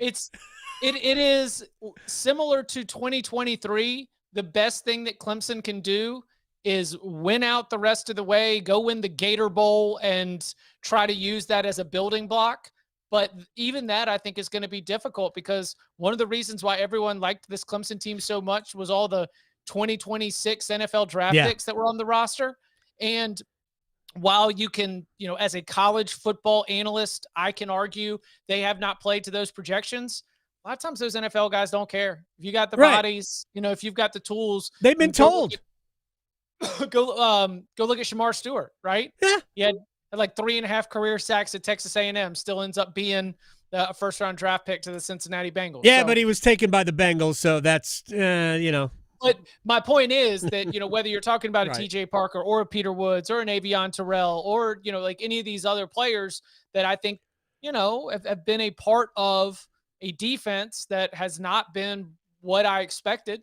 They're still very good players individually who can have good pro careers. Yeah. So that means that Clemson, no matter what happens at the end of this year, I don't think that there's going to be momentum carryover because they're just going to have a huge flip of the roster. Tripp Patterson joining us as he does every Wednesday, Cover 3 podcast moderator, and, of course, CBSSports.com. I want to step outside the league for a second. I watched the Penn State-Oregon game, which was super boring early, and then got exciting later, and we went overtime, blah, blah, blah. Let's not blah, blah, blah that. If you had the under 52.5 and that thing goes to overtime at 17-17, that's a kick right to the groin. But I don't like to be that guy. I understand. Just throwing that out there. I understand. Yeah. That's a very good point. It's a very good point because I'm trying to think of the game where I also was upset about that because I had the under. I guess I don't remember, but the same thing happened. And I'm like, I'm going to ask CBS Sports and Research. It feels anecdotally like we've had a lot of overtimes so far in the early part of the college football season. So we'll see if that's just the way it feels. But whether it's Army, North Texas, whether it is, the overtimes that we've gotten along the way elsewhere, it feels like we've gotten a lot. So I want to ask big picture about this, and we have no way of knowing because the college football playoff committee has not yet met. But we went into this season saying Penn State's got a 3-game season. Home against Oregon, at Ohio State.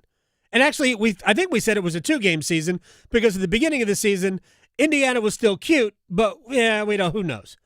Well, Indiana looks like they're legit. They certainly, if you ask Brett Bielema at Illinois, he'll probably tell you, oh yeah, they're legit, and that's fine. They're 8th in the country right now, according to the rankings. So we'll say Penn State's got a 3-game schedule. If they don't win at Ohio State, let's just say they beat Indiana. Mm-hmm. What's the real case for them as a playoff team? Because if they lose at Ohio State, they're not in the Big Ten title game. Words that the Southeastern Conference knows very well, Adam. They are quality loss. They are a quality loss, Penn State. No, that if the Ohio State game is close, right, and if the Oregon game is close, and they've got 10 wins on the resume, then you just asked for me the argument, not what I think. But the argument is that if this team won 10 of their 12 games, and the only losses were in double overtime to a team that I assume will be playing for the Big Ten title. And again, in this hypothetical, a close game against another team that would be playing for the Big Ten title, then that's probably one of the 12, 13, 14 best teams in the country. I don't think they'd be playing a home game in the first round. And, in terms of, unless Penn State really turns things around offensively, if you build the whole plane out of a 2-minute drill, then I'm still not going to think that it's a team that's going to go on a deep run. Right. They are an extremely high floor team. Yeah. Because of their experience, their talent, their athleticism. But these special difference makers that are required to win the heavyweight bouts need to emerge. And they've got games left. That's the thing that is, it's all there for James Franklin because, again, we might have watched the best team. They're up to number 2 in the polls now, but we might have watched the best team in the country go and take control of that game, have a 17-3 lead before they decided to actually have some urgency on offense on the Penn State side. But, that's those, again, quality loss. That would be the argument for a 10-2 Penn State team. And that would be the argument. And I don't really want to. and I don't think you want to get into the conversation because we can go on forever about it because we talk about it all the time. It would make a mockery of non-conference schedule mattering. So I would just point that out, and we can move on from that because the ACC is going to do a 9+1, and I still think that if just do 9, don't do +1. You could tell your teams, look, we want to have more high-profile games because TV likes them. We want to keep TV happy. So far, TV's been pretty happy with college football. Clemson, for the Syracuse game, was the 4th highest-rated game, maybe the 5th highest-rated game of the weekend 2 weeks ago. And they had however long a rain delay. It ended up on another network, but in the noon window, it was killing it for ESPN. No, some of the biggest ratings draws are watching the favorites in the ACC lose. 4.4 million people watched Virginia beat Florida State, and they weren't watching because they're Tony Elliott's friends and family. Huge UVA fans. Millions and millions of people watched the Georgia Tech Clemson game, and it wasn't because they want to run the ball. Millions of people watched Syracuse take down Clemson. Onside kick after marching it down their throats, disrespecting Howard's Rock, and it wasn't because they wanted Fran Brown to shower on that Saturday night. It is wild, this TV ratings matter world that we're living in, because all it takes is a mild amount of context, and what you are celebrating is everyone in the country watching your brands lose. That's true. But the larger point about it is that college football has never, in terms of a television property, has never been more popular. And you and I aren't going to talk, and I'm not actually not even going to get into it today, but that SAFE Act, which is going right now, I don't even know if they're going to ever vote on it on Capitol Hill, which to me, having read both, the SAFE Act is way better than the SCORE Act. They're not even in the same ballpark in terms of what is better for the overall sport. They both have some deficiencies, but the SAFE Act would include a breaking down of the current Sports Broadcasting Act, which would ultimately allow college football and maybe force college football to collectively do their television deals, which would bring in more money for everybody. It would be best for the sport of college football, but they won't do it because two leagues would give up power. All right, so let me move on to an actual game, because I said this earlier. Florida State Miami for about 15 years was the best Saturday, the first Saturday in October, and the best college football viewing anywhere. Pros, hatred, craziness. There wasn't anything better than Florida State Miami. We get it on Friday, on Saturday. What we don't get is two undefeated teams because Florida State lost to Virginia. Virginia might be good, I don't know. And Florida State maybe not as good as we all thought. What are your thoughts on that game? And is this where Mario Cristobal really, and I'm not doing a negative here, really says to the whole world, we are that good? I mean, they've got a chance because Miami is better along both lines of scrimmage than Florida State. And that if Miami can force Florida State into obvious passing downs, take the creativity away from Gus Malzahn, Ruben Bain, who, by the way, if fans haven't watched Ruben Bain play the defensive end for Miami, he's one of the best defensive players in the entire country. Hasn't always been healthy. Blue chip prospect coming out of high school is having a terrific year. Akeem Mesidor as well on the other side. I mean, they are really, really dominant along the defensive line, and that's made the whole defense, which of course was a huge liability last year, a big problem. The offensive line sort of annually there at Miami under Mario Cristobal and his offensive line coach Alex Mirabal have been one of the best in the country, and they just give Carson Beck so much time back there. Miami wants to hold the ball. They want to run the ball. They want to keep Tommy Castellanos limited in his touches. This is the total chaos game. Miami wants to play slow and bruise you and batter you. Florida State wants there to be 13 or 14 possessions in this game and hit a bunch of explosive plays and play up tempo and keep that defense from being able to tee off on you. The differences in the way these two teams want to play this game is going to create a total chaos environment. I mean, it is going to be a game that is in fits and starts. Yeah. It will be sluggish for a quarter and a half, and then we're going to see 3 touchdowns in 4 minutes. I mean, there's just too much athleticism, too much desperation. It will come down to something dumb. It'll come down to a wide right or a muffed punt. Yeah. Or an interception return touchdown. Or, I mean, it is the kind of game, because these two teams, you mentioned the rivalry. This is the first time they've both been ranked in a decade. I mean, this is like this is the moment for this rivalry. And so I just think that the teams are oil and water stylistically, yet they still both have the potential for, fireworks along the way. Again, if this is who can sit in there and sling the hammers at each other, Miami should be able to control and win this game. But if they allow Gus Malzahn to get in his bag and Tommy Castellanos, and then that defense starts to rise up. When he was playing at home last year, Carson Beck had 21 touchdowns to just 2 interceptions. Yep.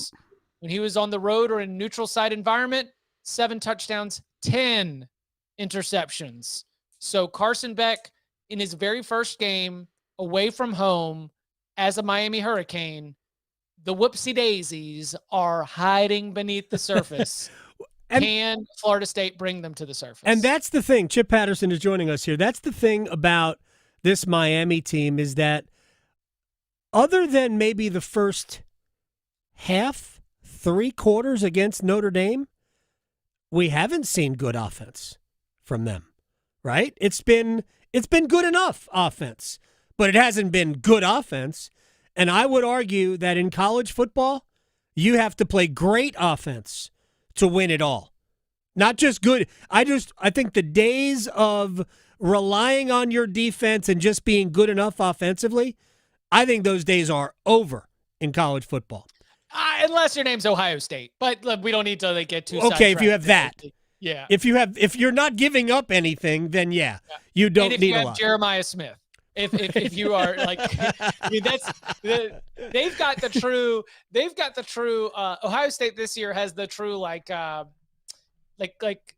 Greg McElroy's their quarterback, but they have Julio Jones and an amazing defense. Ohio State's got. You can do that with an average quarterback. You can win in college football with just an operator at quarterback. Florida State did it for years. The only all apologies to your friend and mine, Danny Cannell. The only true great player they had at quarterback was Charlie Ward. Jameis. Well, I'm talking about the heyday of Florida State. Oh, the heyday. Yeah, Yeah. Jameis was an amazing quarterback in college. Tremendous quarterback in college. But you don't have to have that guy to win big in college football. Alabama won for years with just good players at quarterback. Yeah, they won with great players and future NFL players, but they won for years with just decent players. Hell, Peter Tom Willis won at Florida State. Somebody named that guy. And they normally had guys that just played 1 or 2 years. Thad Busby, who sounds like a middle reliever for the Cleveland Guardians. Chip Patterson is joining us here. Let me get one more national thing in here before I let you go. Notre Dame has the schedule to go 10-2. They've already lost the 2 games. They lost the first 2. They lost to Miami on their field. They lost to Texas A&M in South Bend. 2 probable playoff teams, we think. Right now. I mean, right now I would say Miami's probably a playoff team. Texas A&M right now probably a playoff team, but there's a lot of games to be played. Yeah, Texas A&M and Miami, 2 programs that have famously never right, exactly. That's why I said probably. An appeal in November. That's why I said probably. Southern Cal might be good, but does Notre Dame have anything else on their schedule 5 ACC games they have left are not going to beat them over the head. I mean, State might be difficult, only because if you get State on the offensive day, that could be a problem. But if Notre Dame going 10-2, what do you do with that? You compare them to the other teams, right? That's you're. And if this, and this, and this, and this, and this, and this, and this, and everything that we've seen through 5 weeks of college football says that no one in their right mind can say with any kind of certainty, the way that these things are going to be playing out. I think that the way that the conversation goes for Notre Dame, and even the, most diehard Notre Dame fans understand that they have lost any leverage. Their hope is chaos. That if 10-2 at the end of the day ends up having them, in that position where there's just not a lot of 10-2 teams or better, then then we can start really nitpicking the arguments of, well, who did these other teams beat? But given the schedule and the absence of significant wins, Notre Dame's argument is not that different than the argument of some of the playoff teams that everybody was screaming about when they didn't win their first round games, including the Indiana team they beat. Right. So the path for Notre Dame, well, it's the Indiana path. Yeah, win them all, and be great at it. Yeah, right, and be impressive at it. That's the other thing, is after what they did last year, I kind of think that they've got it in them. I mean, I think they're good. They're a play away from winning both games. Well, the other thing, did you see that Marcus Freeman was like running fake punts in the third quarter up 30? Oh, no, I didn't see that. Good for him. I think that this is going to be like a NSFW NC-17 rating. Like, all of these opponents that are left, there's no reason for Notre Dame not to just put all of these teams in body bags. You're right. They have to, especially since in many ways that's the reason why Indiana ended up being a playoff team, because they were so super impressive against everybody else they played. All right, final broad question, and we have to go. But Duke's at Cal, Virginia's at Louisville. Of those 4 teams, who comes out of this weekend looking better? I think Virginia winning at all would have them looking better. So, and I think that's going to happen. So I'm going to say Virginia. Then we'd all become Tony Elliott fans. Yeah, it's a little bit of Virginia, and it's a little bit of looking at, I don't know if you, Pitt turned the ball over 4 times. Yes. Pitt was ahead in that game substantially early. Louisville had a lot of things break their way to beat Pitt by 7. And I think you're right, by the way. I think you gave me the right answer. I think Virginia, which I think is going to look back on, how did we mess that up at the end against NC State?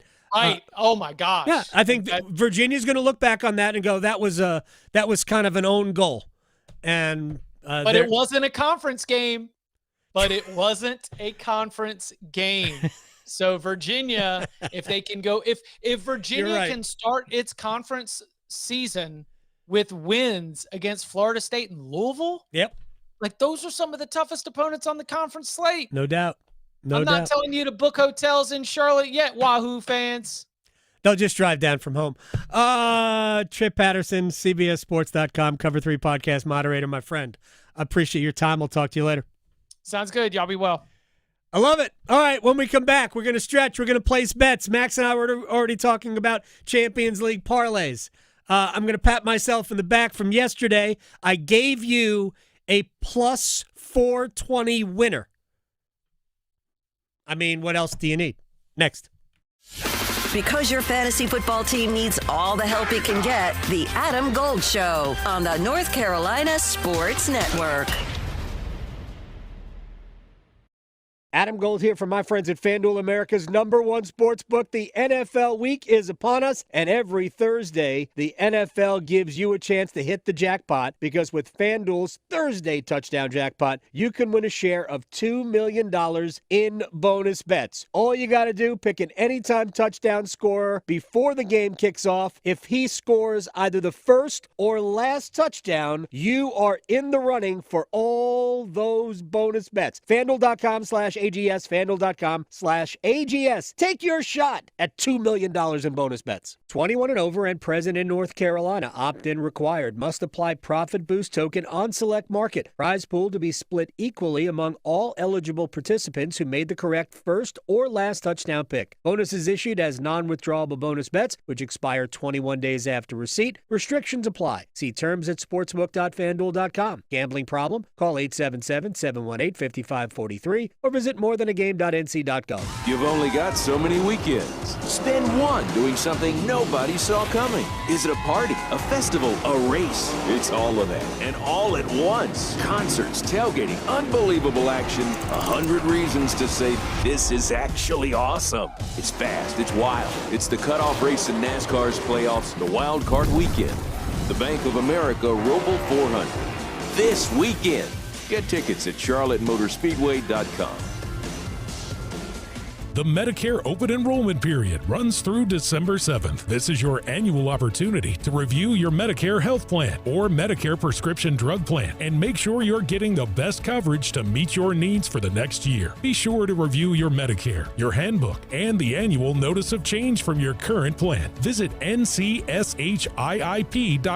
or call toll-free at 855-408-1212. SHIP provides free, unbiased help in all 100 counties. You don't need a 4-year degree to have a rewarding career that makes a difference in people's lives every day. As a public power line worker, you'll build and maintain a locally owned and operated electric system to keep the lights on in your community. 4 months in a community college program provides the training you need to begin your career as an apprentice line worker in public power. And being a local government employee in North Carolina comes with excellent benefits. To learn more about line worker and other public power careers, visit electricities.com.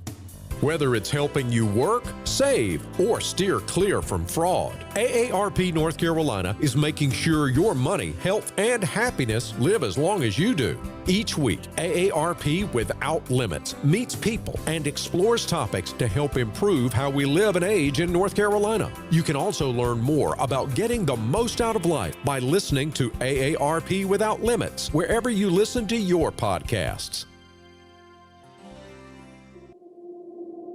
We had to exit the home pretty quickly because of how quickly the water came in. It was just really vital to me whenever all the public service announcements were going out, that we needed to get our water tested. We need to, get in the field and start helping people disinfect their water supplies. It's really critical to their health to be able to have that safe drinking water. They were reaching out to me to make sure that I knew that there were resources available. NC Public Health, everywhere, every day, everyone. For North Carolina high school seniors, the countdown to college is on. And at CFNC, we've got all the resources and information needed to get you on campus next year. Take College Application Week, for example. Did you know you can apply for free at many North Carolina colleges from October 20th through October 26th? Sure can. Don't miss the opportunity to save some money applying to college. And for more help, visit cfnc.org/C2C. This is Adam Gold.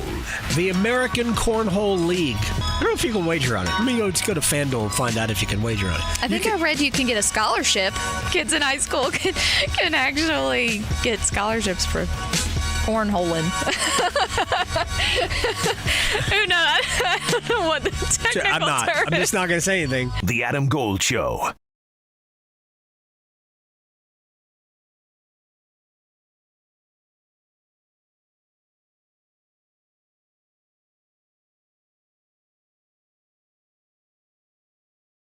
It's the Adam Gold Show. I am Adam Gold. We have Max Gorin on the ones and twos today. We are in the last of the second inning in Cleveland with the Guardians on top 1-0. I don't know who hit the home run, but somebody hit a home run. I could see it out of the corner of my eye. I think it was the bottom of the first. And Detroit won 2-1 yesterday. Cleveland up today. Look forward. We have Cubs who won game one, took game one from the Padres at Wrigley Field yesterday, and the Red Sox that won at Yankee Stadium last night. So, Max, I know you're a Red Sox fan. When Aaron Boone went to the mound with one out in the seventh and took out Max Fried, did you go, thank you? Yeah, pretty much. The whole time I was thinking we just got to work the count, get his pitch count up so they take him out. And wasn't even that high. It was, I think, at 99. Yeah, and then at that point, as soon as they put in the righty, bring in Yoshida. Boom, been one of the hottest hitters in baseball over the last few weeks. So I was happy to see it. I have my baseball philosophy is you could throw everything out the window. The three things that will win you win you games in the playoffs are your bullpen. Boston certainly did well in that regard. They didn't need much. Defense, I didn't notice anything bad from Boston's defense. And base running. And who was the guy who went home to second? I believe that was either Sogard or Nate Eaton. Sogard. It was Sogard. The awareness to know that Aaron Judge really can't throw right now, and I thought he was a little casual coming to the ball, meant that he was in scoring position. That was the run that won the game. And I love watching good base running. I'm sorry. I'm geeking out on baseball. I haven't watched it all year. I turned the playoffs on, and I'm back. I am 100% in it on every pitch, location, all of that. Man, it was great. And then I watched Shohei Ohtani. So unfair. He should have to be two people. Yeah, it doesn't seem fair to have that. It should cost you. The Dodgers should have to play with one less person. All right. Let's stretch.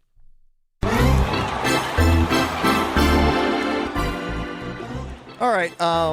This is somewhat of a somber note, but it's also towards a positive cause. So those who follow golf, much like us, will remember Grayson Murray was a Raleigh native, or he was a local golfer. Raleigh went to Leesville Road High School. Yeah, had struggles with mental health. Ultimately ended up he took his own life last year in 2024, but now his parents have started the Grayson Murray Foundation. They're actually going to have a charity tournament next week on Monday, the Grayson Murray Classic. It's going to be a tournament at Raleigh Country Club, and there's going to be dinner and a gala at Northridge Country Club. It's going to raise awareness and funds for mental health. So it should be a good event. There's going to be some big players coming to play. Brooks Koepka. Yeah, he is. Was it 5-time major champion now? He'll be taking part. Our own Mike Glennon co-hosts Pack Therapy with Tim Donnelly will be playing. And some Hurricanes alumni like Eric Cole and Justin Williams will be taking part as well. So if you want information on that, I believe they have a silent auction as well. Yes. If you just look up Grayson Murray Foundation, Grayson Murray Classic, some information will populate on that. And that silent auction, I believe, begins tonight at 8 o'clock. But just wanted to share a little bit of awareness to that event so people can get involved if they like and help raise some funds and some awareness for mental health, because it's very important these days. It's not something that should be overlooked. Yeah. I knew Grayson when he was in high school, because he won a tournament which got him into the, I don't know if it was called the Rex Hospital Open at the time. I think it was. And as a 16-year-old, shot 66 on Friday to make the cut at the event as a high school junior. It's amazing. He's an incredible player. He could have been, addiction, everything got in his way. He could have been a star. Could have. Yeah, so again, if you want to get involved, Grayson Murray Foundation, silent auction starting tonight at 8 p.m. If you'd like to participate in that way. And we've got, a couple minutes here, 3 minutes here. It's time to place some bets. Place your bets, place your bets. Here we are. I bet you slice into the woods $100. Gambling is illegal at Bushwood, sir, and I never slide. Okay, you can owe me. I owe you. All right, so I gave people Liverpool would lose at Galatasaray yesterday, plus 420. If you were like me and you did a 30% boost, became plus 550. So, maybe an emotional hedge because I'm a red and I never walk alone, but I also won. So, nice salve. Nice little elixir. Yeah. To make the loss feel a little bit better. Feels a bit better. And then if your team does win, then it's like you bought the win. So. Exactly. I did that with the Hurricanes several times last year. Yeah. I had no problem donating, whatever, to the cause. Just whatever a win is worth. All right, tonight, I've got a little stat here. I discussed this with you actually off air, I believe, between segments. In these best of 3 wild card series, 18 out of 20 teams that won game 1 ended up going on to win the series, and 16 out of the 20 overall have been 2-game sweeps. And I'm wearing my Red Sox hat, so I think you can see where I'm going with this one. Yes. I will go with the Red Sox to win tonight at Yankee Stadium, plus 152. That's very good. I did this yesterday, so maybe this will work again in your favor. I think the Yankees will win tonight. They do have Rodon on the mound, who at least at one point this season had the best opposing batting average in the entire league. Yeah, Bello is good. Or is it Bayo? I have no idea. Bayo. I have no idea. The flip side of that is I think he has the best opposing or best batting average of any pitcher against the Yankees. Like, one of the best all time. So, well, good. But I'm going to go with the Yankees minus a run and a half. We're getting value out of this. Under 7.5 runs. That is plus 336. You teased this before we came back here. A Champions League parlay here. I'm going with what I call the Kevin De Bruyne parlay. Man City and Napoli both to win today. City is on the road, but Napoli is at home. Those two together is plus 187. All right, we're going to do one more baseball game. It's over in L.A. I don't even know why the Red should leave. Dodgers minus a run and a half. I shouldn't say under 8. It's going to be over 8 because they're going to score a bunch of runs. That's plus 178. And quickly, one more. This is actually for Saturday, but I'm going to go ahead and lock in Brian Westco Jr. anytime touchdown plus 110. Played Cade Klubnik's favorite target. Clemson, I think, is going to score a lot against Carolina on Saturday, so give me Brian Westco anytime touchdown. I also, I always do a soccer bet if I can, and we're going to do one at the end. It is City. They're going to beat Monaco. There's no value really in that game. So, Erling Haaland to score 2 goals or more, he's going to get 1. That's a given. So I'm really banking on just the second one. It's plus like 230. His Zamboni is bigger than yours. The Adam Gold Show on the North Carolina Sports Network.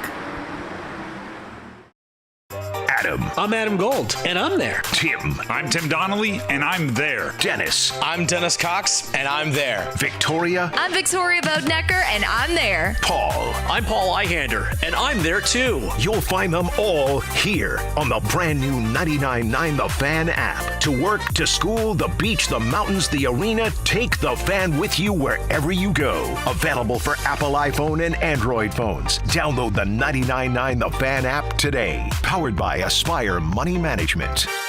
Actual price will depend on product and subscription plan. Featured products are compounded drug products, which the FDA does not approve or verify for safety, effectiveness, or quality. Prescription products require an online consultation with a healthcare provider who will determine if appropriate. See website for details, restrictions, and important safety information. Want a boost in and out of the bedroom? Hims has you covered. Introducing a new 2-in-1 approach to level up your game. Tadalafil for better bedroom performance and zinc for testosterone support. Turn things all the way up and find affordable treatment options at up to 95% less than brand names at hims.com/joy. That's hims.com/joy. Are you trapped in a high-rate mortgage, watching your hard-earned money vanish every month? Stop.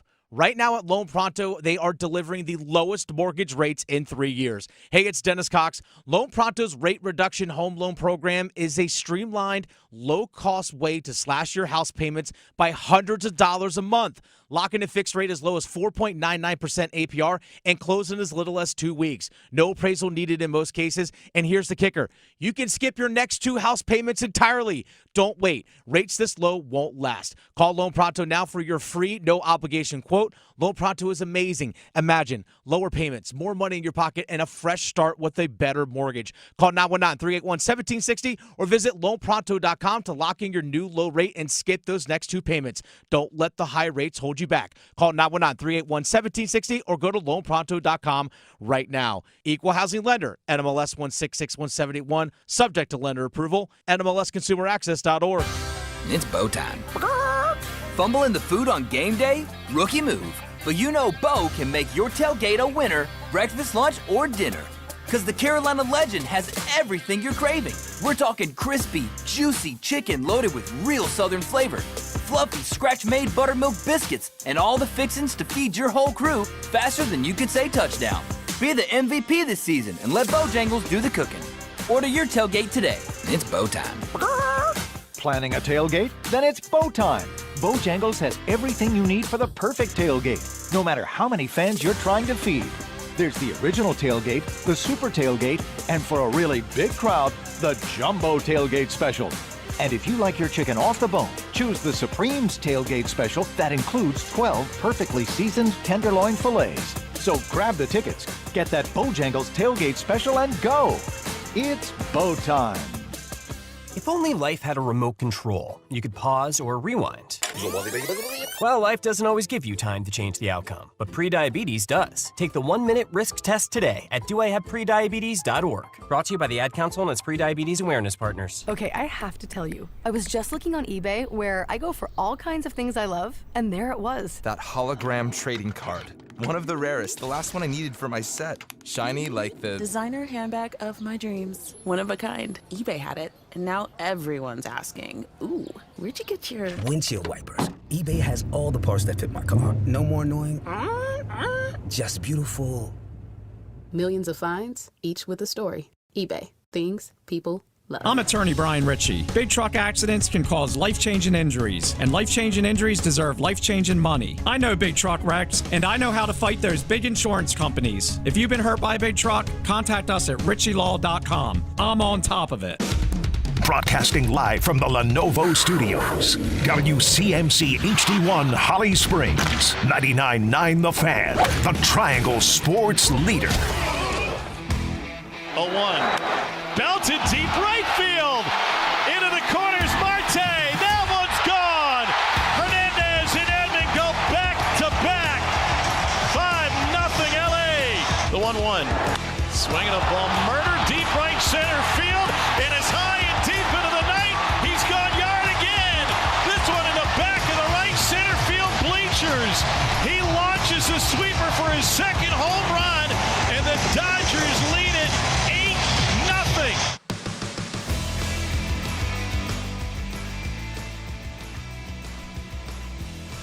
The Dodgers frightened me yesterday. Scared me to death. Nate Snell was excellent. My buddy John, who was on with us on Tuesday, said he is the greatest Bulls pitcher of all time. Durham Bulls pitcher of all time. I didn't even know Blake Snell played for the Bulls. Yeah, the Rays always trotted those guys through Durham. They spent some time in Durham. It was, man, if you went to a lot of Bulls games over the last 20 years almost, it's really almost 20 years, you saw some unbelievable players. I mean, B.J. Upton was here for a while. B.J. Upton was a really incredibly talented. Now, did he get the most out of his Major League Baseball career? No. Justin was probably a better big league ball player maybe than BJ. I don't know. Man, it's probably 6 of one, half dozen of another. But there were so many good players who played for the Durham Bulls, over the last 20 years. But he pitched well yesterday. But my gosh, Shohei Ohtani, just first batter, just crushed. It's like watching a golfer on the tee just smoke one down the middle. He just smoked a line drive into the right field seats. That was it. I think the game was over from there.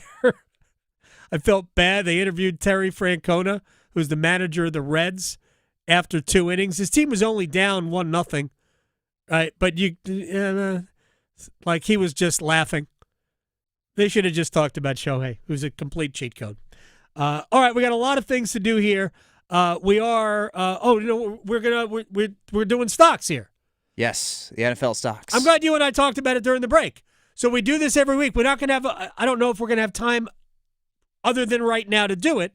So we've been treating the NFL like stocks.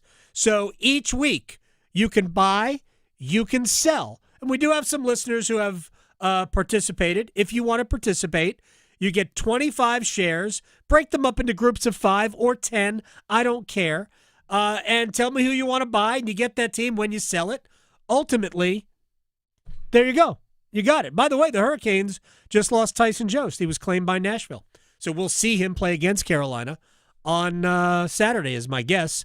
But that's a loss Carolina doesn't like. Oh, well, yeah, I always see him at the arena. He's always a guy who he had like a very wide-ranging warm-up. You'd see him like kind of skipping through the halls and like doing like dynamic stretches and stuff. But it'll be a little sad not to see him do that expanded warm-up anymore. Had an injury issue, couple of injury issues last year, but anytime he was in the lineup, I thought he was a good player. I think the Hurricanes/Wolves will miss Tyson Jost. So if you want to participate in the stocks, we use the FanDuel playoff odds to make the playoffs.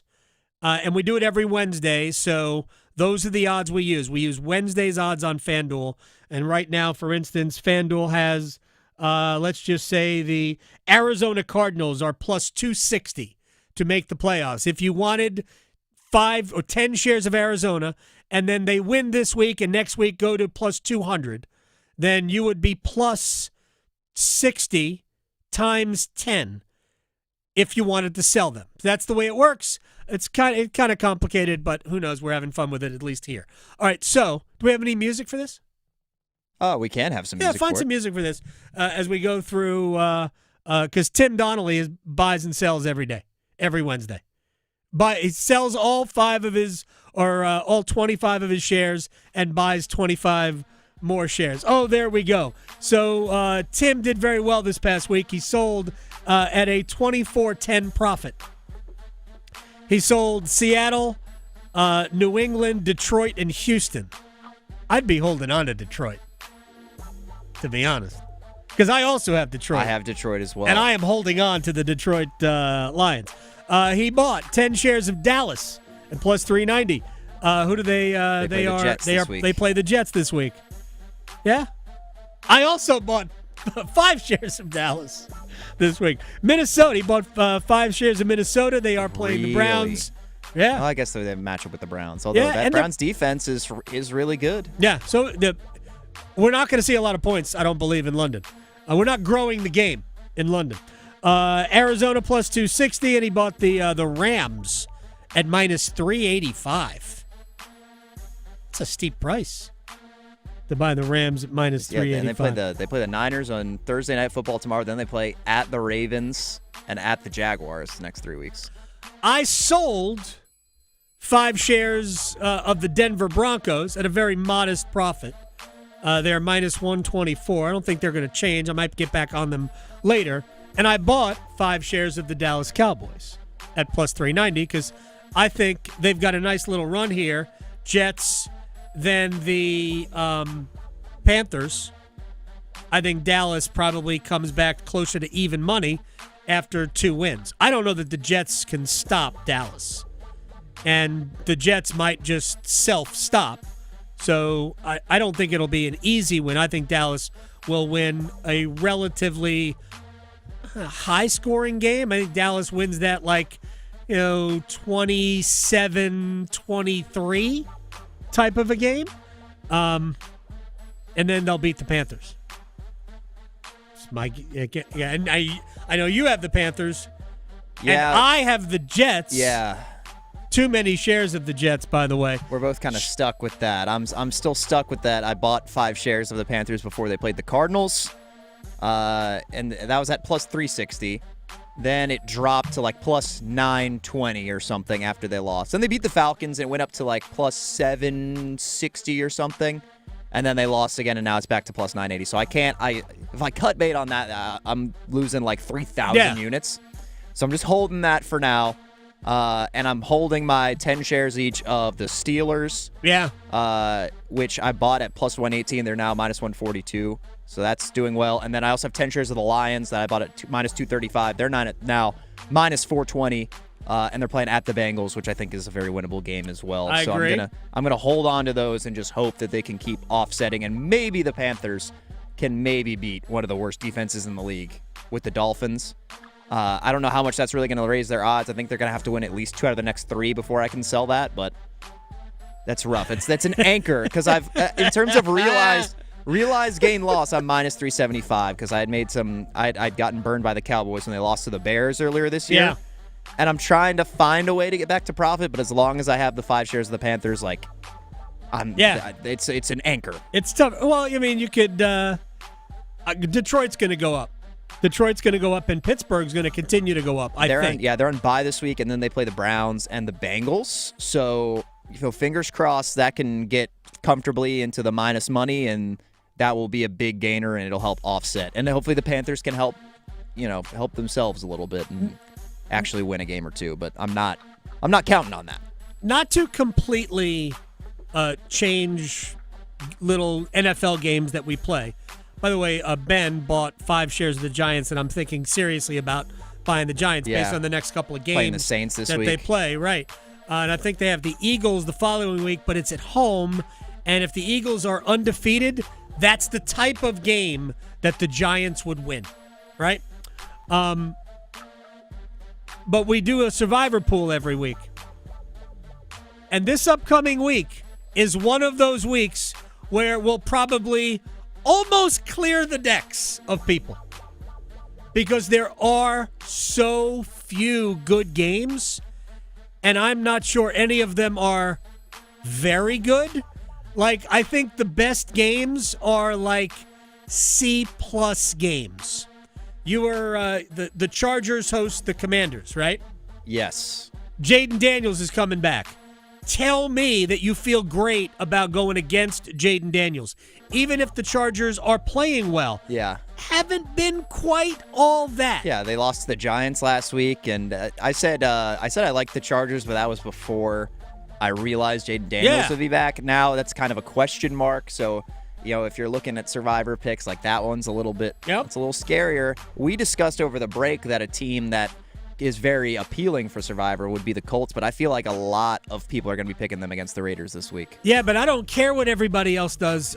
To me, it's called a survivor pool for a reason. All you want to do is live to fight another day. That's all you want to do. We have a system. Yes, the Hobag system. So just don't save anybody. You'll never use that. The team that you want to save, you won't use it. Promise. Saving a team just gets you beat. Then maybe I would just go with the Bills. I used the Bills last week against the Saints. I used so we can't use the Bills anymore. And I initially thought, Arizona's a good pick. Wait, I used Arizona against the Panthers in week 2 because they are playing the Tennessee Titans.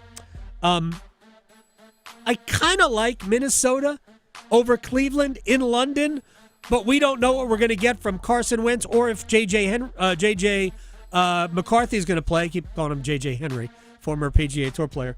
And Cleveland is going to Dylan Gabriel as a new quarterback, a rookie. Does that give Cleveland a boost? Are they even going to need much offense? So that game, I like Minnesota, but I think that game kind of stinks. So if a game is going to be like 17-13, it just doesn't make me feel good. Philadelphia, home to Denver. But I kind of think Denver is good. It's hard to pick against good teams. I think the pick is the Colts. But the Raiders are kind of all over the place, aren't they? And it's still the Colts. It's still Daniel Jones. Yeah, I mean, they shot themselves in the foot so many times last week. Like, and that was a good team they're playing against in the Rams, too. But, like, you can make I think the Rams are very good. You can make those kind of mistakes against anybody, though. Like, A.D. Mitchell just fumbling the ball through the end zone. Like, stuff like that cannot be encouraging if that's your survivor pick. I think the Rams are very good, and I think it's a problem to take teams within the division. And they play the 49ers. I don't do division games. It has to be like no other good options for me to take a division game. Unless we're talking about they haven't beaten this team in 9 years type of a division like the rivalry. Giants and the Cowboys. Like Giants and the Cowboys, like the Jets and the Patriots.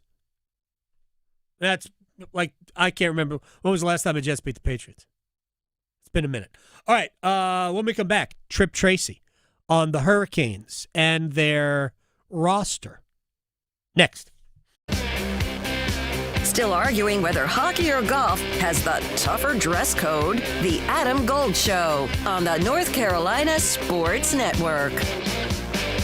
Listen every afternoon for The Drive with Tim Donnelly. The Panthers have been searching for years for a quarterback with some it factor that can help transform their franchise. It has to sting to know he was in your state, he went to college in your state, and when he scored against you for the Patriots, he did your icon Cam Newton's celebration. Drake May is everything the Panthers want, and it hurts. The Drive with Tim Donnelly, 3 to 6 on 99.9 The Fan. Tired of hearing this from your local tire place? Sorry, we can't fix it. Take it to Dauntless. This year, skip the middleman and take your car straight to Dauntless Transmissions if you want quality work done right the first time. Transmissions, engine, or brake work, or just a regular tune-up. If it's broke, Dauntless will fix it. For quality work done with the kind of experience that works for you, take it to Dauntless Transmissions first. Go to DauntlessTransmissions.com to book your visit today. Dauntless Transmissions, your local source for exceptional service. Football season is here, and Carolina Ale House is the place to be. With a massive beer selection, wall-to-wall TVs, and our award-winning wings, you'll never miss a play. Add in our lineup of homemade favorites, and you've got the best seat in the house. Bring your friends, bring your appetite, and help us create that game day atmosphere all season long at Carolina Ale House. Wings, beer, sports, repeat. Ale, yeah. If you or anyone you care about is facing a family legal matter, call Cordell and Cordell today at 1-855-GET-LEGAL or visit CordellCordell.com to schedule your consultation. There's a lot on the line in divorce. This is Joe Cordell of Cordell & Cordell, the largest family law firm in the country, with over 35 years of helping clients navigate divorce. But being big doesn't mean less personal or less local. Our attorneys live and work in your community, and as neighbors, they understand the challenges your families face. Divorce touches all areas of your life: your home, savings, retirement, and of course, kids. So when you find yourself facing divorce, you need a partner you can count on. Visit CordellCordell.com to schedule your consultation. If you or anyone you care about is facing divorce, contact Cordell and Cordell today. With over 100,000 clients served, we understand the challenges you're facing on a personal level. Call Cordell and Cordell today at 1-855-GET-LEGAL. That's 1-855-GET-LEGAL. Joseph Cordell, licensed in Missouri and Illinois. CordellCordell.com. I'm still going for it, even with higher stroke risk from atrial fibrillation, an irregular heartbeat not caused by a heart valve problem. Over a 3-year study, Eliquis apixaban tablets reduce stroke risk better than warfarin, and over 97% of Eliquis patients did not experience a stroke. A first stroke occurred in 2.9% of warfarin patients versus 2.3% of Eliquis patients. Don't stop prescription Eliquis without asking your doctor. Stroke risk may increase. Eliquis can cause serious and potentially fatal bleeding. Don't take if you have an artificial heart valve, abnormal bleeding, or antiphospholipid syndrome. While taking, you may bruise more easily or bleed longer. A spinal injection increases blood clot risk, which may cause paralysis. Get medical help right away for unexpected bleeding or bruising, or back pain, tingling, numbness, muscle weakness, or incontinence. Aspirin products, NSAIDs, SSRIs, SNRIs, and blood thinners increase bleeding risk. Tell your doctor about planned medical or dental procedures. Learn more at Eliquis.com or call 1-855-ELIQUIS. Tim, I'm receiving an important update. Ooh, are you getting night vision? No. I just found out you could get $200 with Navy Federal Credit Union when you refinance your auto loans from another lender. So, no night vision? No night vision. Learn more at NavyFederal.org/auto loans. Navy Federal Credit Union. Our members are the mission. Navy Federal is insured by NCUA. Credit and collateral subject to approval. Refinance loan must be at least $5,000 to be eligible for the $200. Terms and conditions apply. This is Adam Gold. So Mike Vrabel, the coach of the New England Patriots, they asked him about birthday cake, and he said there was only one cake qualified for his birthday cake. Oh. Yes. Okay. Do you want to guess what that is? Is it vanilla? No. Oh. Carrot. I love him even more. The Adam Gold Show.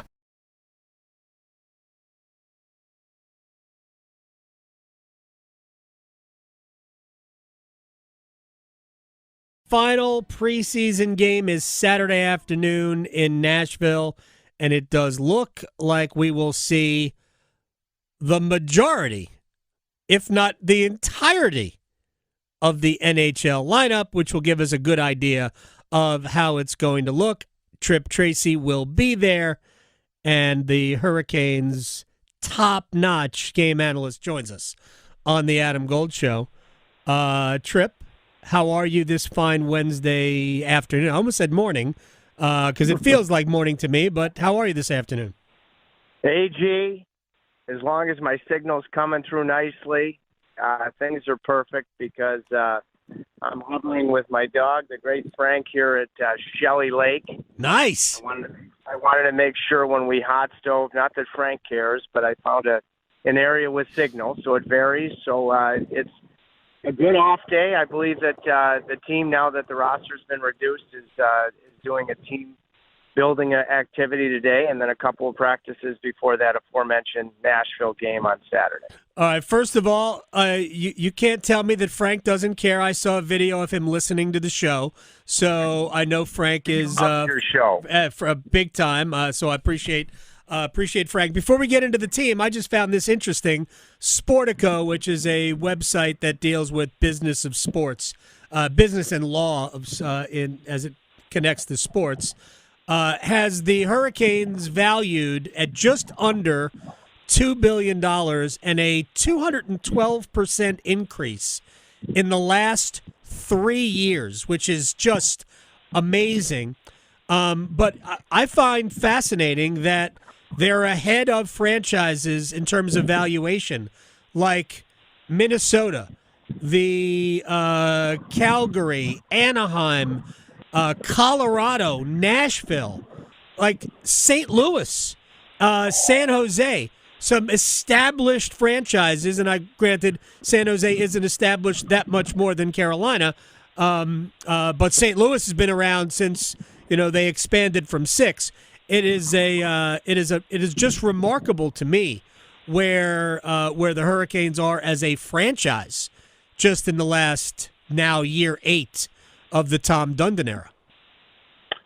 Awesome. I mean, reasons for it, because I struggled my freshman year at Harvard in the one core economics class taught by Reagan's economic advisor at the time. I struggled to get a C-, making mistakes on basic economic theories. But, so prefacing it with that, winning.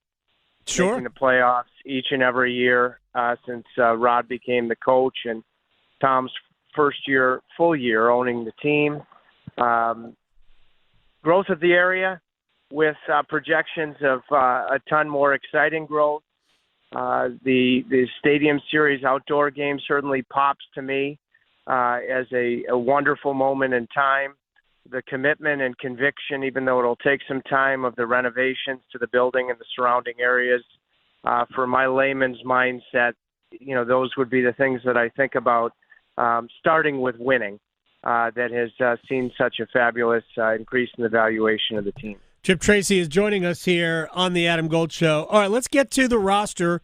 I know the team sent down Bradley Nadeau, and depending on what type of fan you are, and this is not a criticism, some fans are out of their mind angry about this. But your thoughts on where Nadeau is as a prospect and as a candidate to make an impact on this team? Here's what I would say that would hopefully satisfy the fan that would have loved to have seen him make the roster, and I certainly would have had no problem with that. And I think it's awesome that a prospect has made his argument, has earned it to this point to even bring that type of reaction. what I would say is when Jackson Blake made the team last year, it wasn't going to happen if you didn't earn it, but you were looking for he or either Bradley Nadeau a year ago to make the team. When Jarvis made the team, had it not been for an injury a few games into Nino Niederreiter, he probably would have ended up back in junior. He needed that opportunity. Yep. And then he did everything with it. Now you're deeper than ever. Had you known that Nadeau was going to take the steps that he did, you did extend some guys, but, guys that, I expect to be impactful parts of the lineup. And I think everybody across the roster, even though the NHL regulars don't play a ton of preseason games, they take notice. And I think it's a tremendous kind of pressure. And I think my biggest takeaway that I hope would satisfy the fans about where Bradley Nadeau's at right now. Number one, you've got a gap here after the game in Florida that it gives him a chance, feeling great about himself, probably not even needing a flight to Chicago, but could float up there with the type of confidence that he must have. And I'm guessing an extremely positive exit meeting with Rod and Eric Tolsky and management. What I think about right now, partner, is that, the Hurricanes, for the most part, have been fortunate, and I hope they continue to be, with regards to the health of their go-to. Right. Let's just talk wingers in particular. So and hopefully that continues. But for whatever reason, if either there's a significant injury to one of your top guys up front and specifically on the wing, or a guy has a prolonged period of struggling, or your power play does, instead of, if you're in one of those situations, which, again, I hope they won't be the Hurricanes, instead of having to look externally to plug a hole, look at how Bradley played in his games with NHL regulars. Andrei Svechnikov, the chemistry that he had in the one game in particular, when he played with Stan Coven and Blake, for me, you wouldn't even have to think about going externally. The first crack would be recalling Bradley Nadeau and feeling good about it. Yeah. So, that's something that I've been thinking about all morning, knowing that we were going to hot stove. But if he continues to, after a 30-goal campaign in the American League, goes down, uses a tremendous training camp and preseason to continue to get even better, the runway's not far away from getting to the point, I'm just an announcer, that you make a move, or if you stay healthy, to start to make room for Bradley Nadeau. He's expedited that process. I agree. I don't think he'll be down there very long as he goes there and does what he's supposed to do, right? He'll play a lot of minutes. He'll play against the other team's best players, which, while he didn't necessarily play against NHL players here, and he won't be playing against NHL players there, but it's against more grown men in games with consequence. Preseason games don't have consequence, and he'll be playing against guys who are also trying to make a point. So I think there is a great opportunity for him to prove there that he belongs here, and I'm looking forward to that, and I don't think he'll be down there all that long for some reason, especially if he gets off to a good start, because I think the most impressive goal that he scored was the last one, the one that didn't count. Just for how quickly he got the puck from forehand to backhand and elevated. I don't know if I texted you this or not.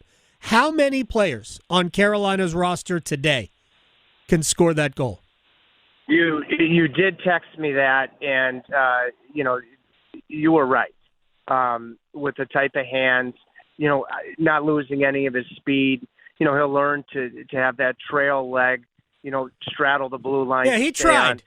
He was just in too quickly. He'll learn that. Yeah, he'll learn that. But the one other, and you don't have the benefit of it with the way teams approach preseason in this day and age.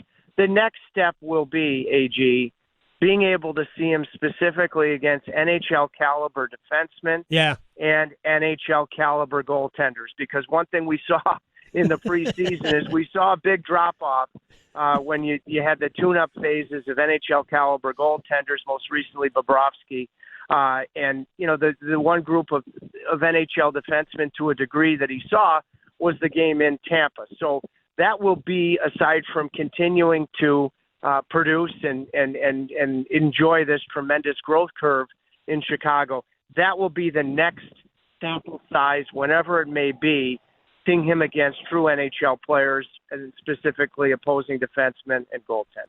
Tripp Tracy is joining us here on the Adam Gold Show. Charles and Alexis Legault is still here. I think it's because that the Hurricanes are unsure about whether or not Slavin, Chatfield, or Miller are going to be available for Saturday. On top of that, Legault is a right shot, and you got to practice, so you need to have enough defensemen to practice as well. So he's here for that reason. I thought his training camp was certainly good. I didn't think he was, jumping off the page. Have to keep him good, but that's okay. They know about him. They know because he had a very good year in Chicago anyway, so they know what he's about. What do you think is the next step for him to take to be ready to play?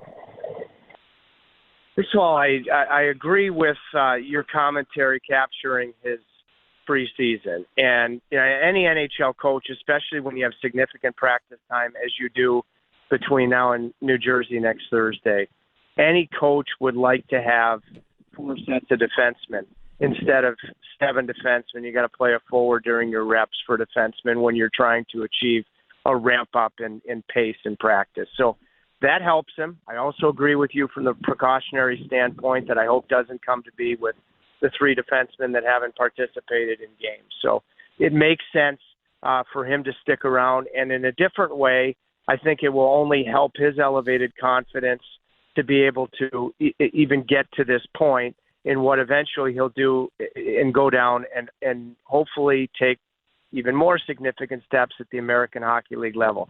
IAG thought, I'd love to get your reaction to this. The double minor, I know Carolina lost early in overtime on Monday in Florida, but I thought that double minor, when it's the regular season and you've got to ensure a point just to get to overtime, I thought the way he took charge during that 4-minute Florida power play, he was playing with Nikishin. Yeah. I thought he was really the guy, even more than Nikishin. Nikishin had a mixed bag of moments, but I thought that was Legault's best segment of the preseason, and I think about it, even though it is the preseason, like a situation where you've got to get to overtime, and with a significant challenge like that.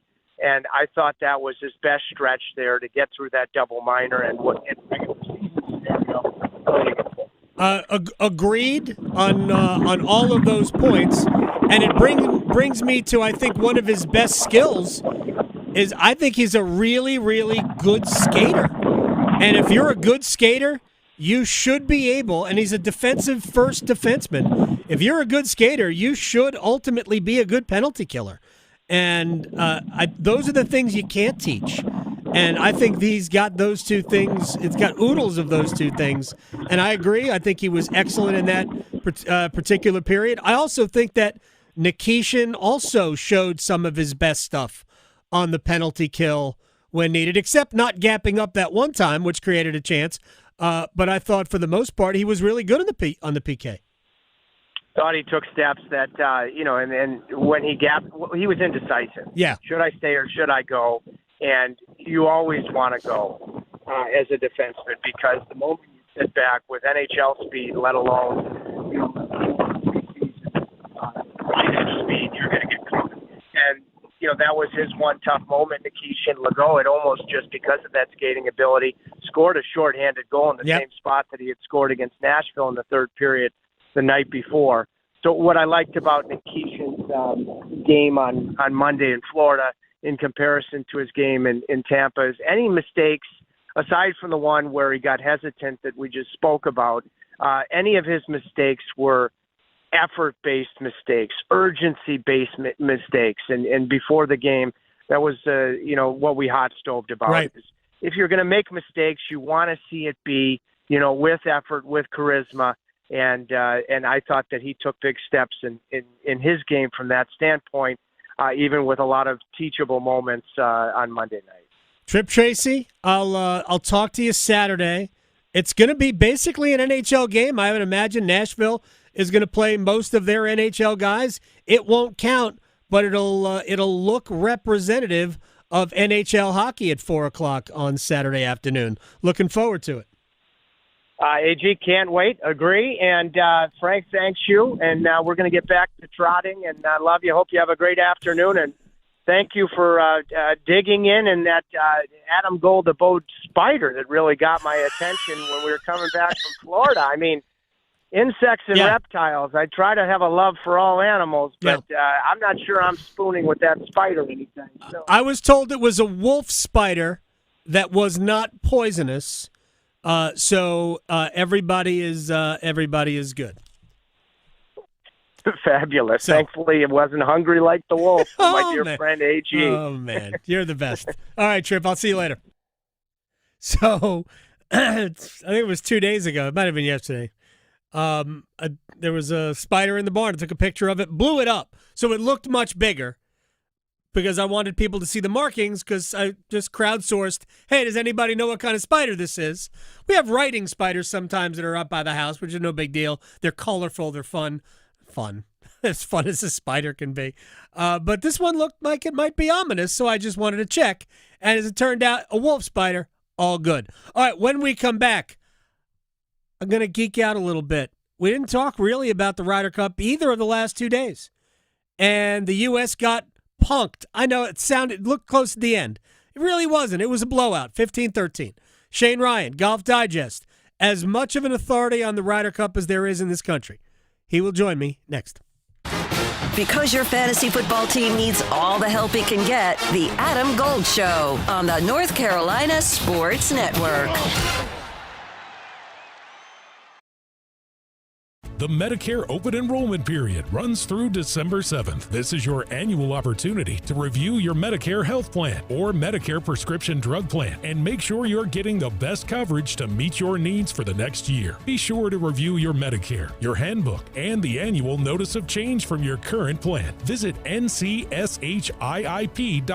or call toll-free at 855-408-1212. SHIP provides free, unbiased help in all 100 counties. Adam Gold here from my friends at FanDuel, America's #1 sportsbook. The NFL week is upon us, and every Thursday, the NFL gives you a chance to hit the jackpot because with FanDuel's Thursday touchdown jackpot, you can win a share of $2 million in bonus bets. All you got to do, pick an anytime touchdown scorer before the game kicks off. If he scores either the first or last touchdown, you are in the running for all those bonus bets. FanDuel.com/AGS, FanDuel.com/AGS. Take your shot at $2 million in bonus bets. 21 and over and present in North Carolina. Opt-in required. Must apply profit boost token on select market. Prize pool to be split equally among all eligible participants who made the correct first or last touchdown pick. Bonuses issued as non-withdrawable bonus bets, which expire 21 days after receipt. Restrictions apply. See terms at sportsbook.fanduel.com. Gambling problem? Call 877-718-5543 or visit morethanagame.nc.gov. You've only got so many weekends. Spend one doing something nobody saw coming.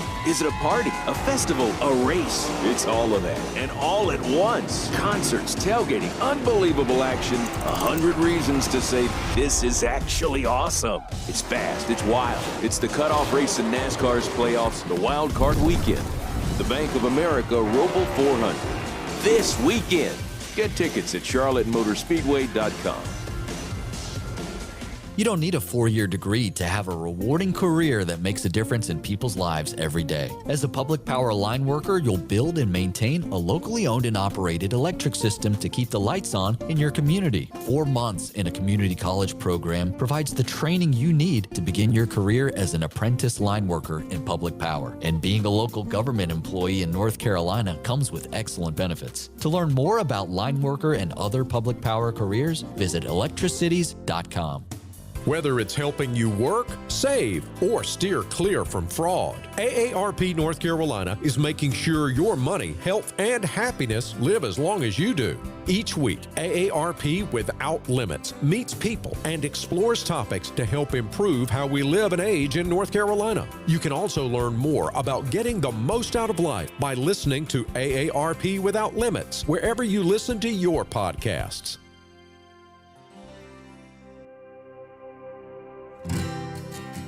When people put their feet under a table, it means more than just consuming food. Getting the restaurant back open, that meant to the community a lot of normalcy. The public health department checked the wells so that we knew where we could get water that was able to be used. And it was neighbor helping neighbor, and I'm so proud to work in this little small county. NC Public Health, everywhere, every day, everyone. For North Carolina high school seniors, the countdown to college is on. And at CFNC, we've got all the resources and information needed to get you on campus next year. Take College Application Week, for example. Did you know you can apply for free at many North Carolina colleges from October 20th through October 26th? Sure can. Don't miss the opportunity to save some money applying to college. And for more help, visit cfnc.org/C2C. One Adam. Gold. One Adam. Gold. Person in front of me in line had a box of wine. Oh, yeah.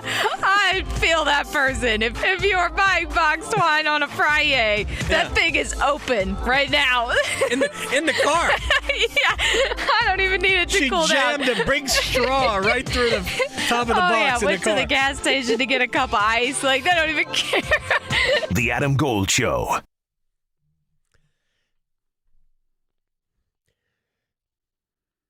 It's the Adam Gold Show.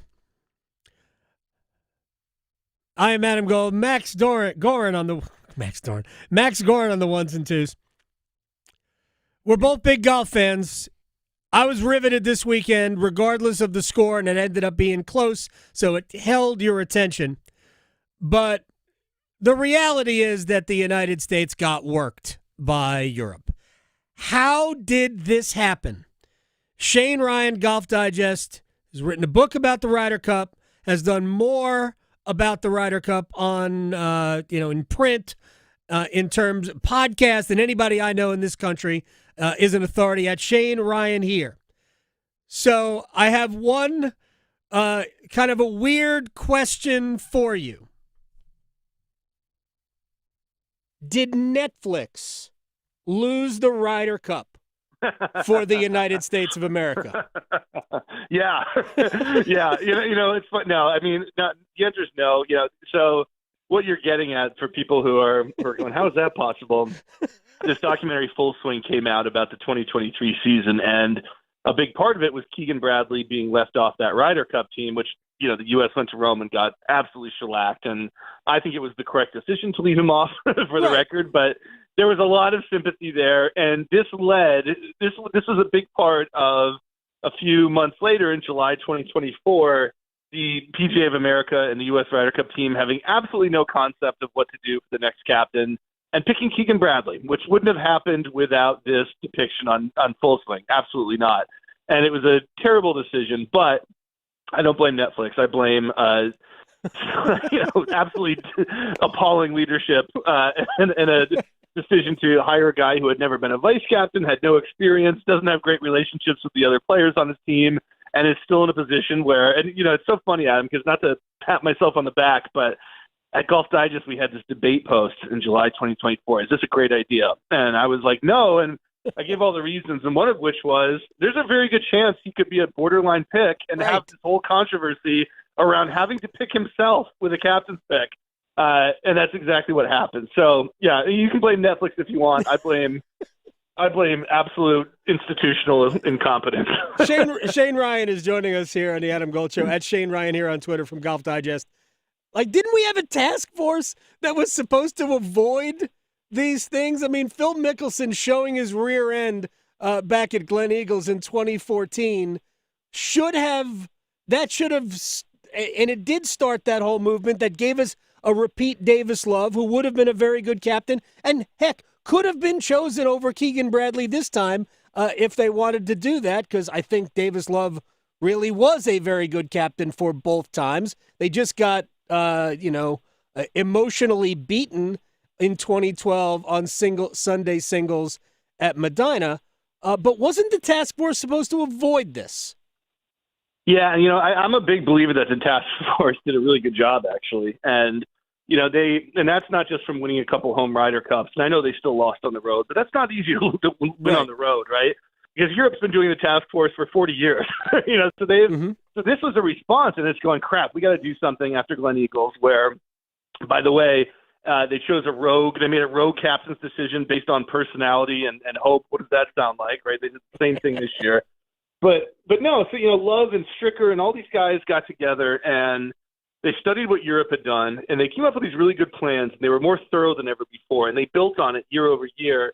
And they did get to a position of stasis where they were winning home Ryder Cups at least, and they won, they blew them out both times at home. And so that I thought they did a good job. Then Rome comes, and if there's one thing you could criticize the task force for, probably they didn't do as good a job as they could have at grooming younger people to become captains. And so, they were unlucky too because they lost Phil. Phil and Tiger were supposed to be two of the captains, and they didn't pan out. So then you put Zach Johnson over there, and yeah, probably Zach Johnson wasn't up to the task, but he also had a whole team sick, and trying to play on the road. There was a lot going against him, and I don't think he's quite as smart as Davis Love and Stricker. And so you have this disaster in Rome, and they completely reacted against it. They threw away everything the task force had done, and they went back to the Tom Watson at Glen Eagles model, which is and it worked out exactly the same way, right? Except worse by far because they lost at home, which is, you and I have talked about this. Right. The next big Ryder Cup result is going to be when a visiting team wins because it seems so hard. And what they did was they threw that away, and in such a stark fashion, because when you see how they did in singles, they dominated the Europeans, and it puts a lie to the Europeans are just better, blah, blah, blah. No, the Americans have better players. They just got so thoroughly out-captained and out-managed in the 4 sessions where that actually matters before you get to singles.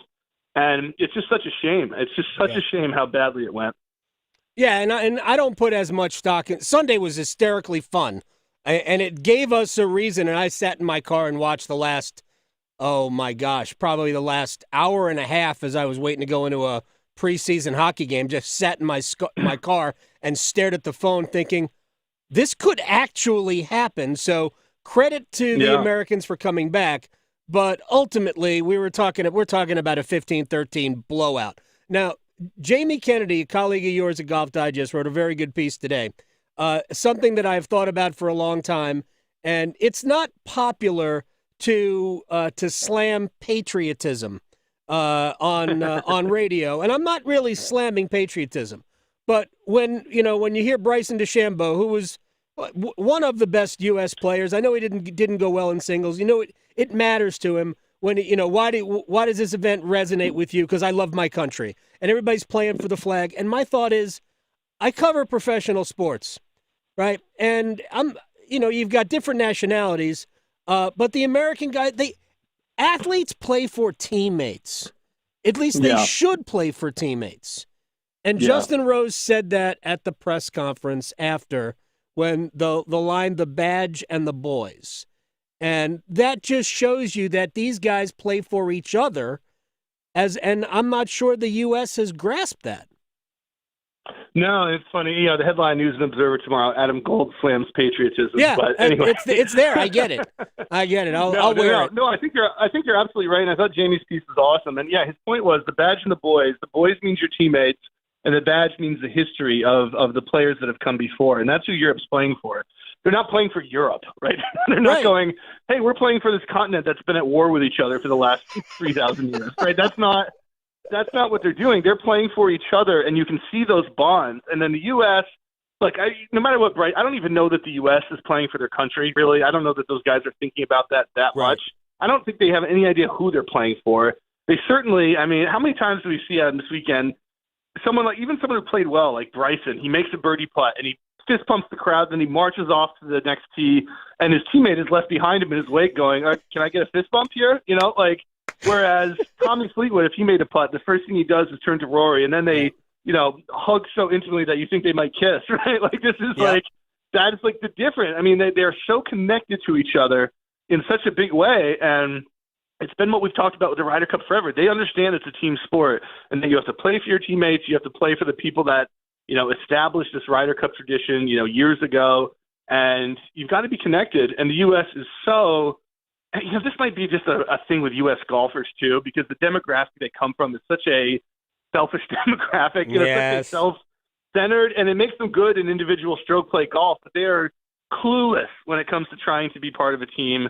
They don't even know the first thing about it, and it's you see the effects. You really do. Shane Ryan is joining us here on the Adam Gold Show. I've thought about it. I hate to pigeonhole all players into the same demographic, but most of U.S. professional golfers are country club golfers.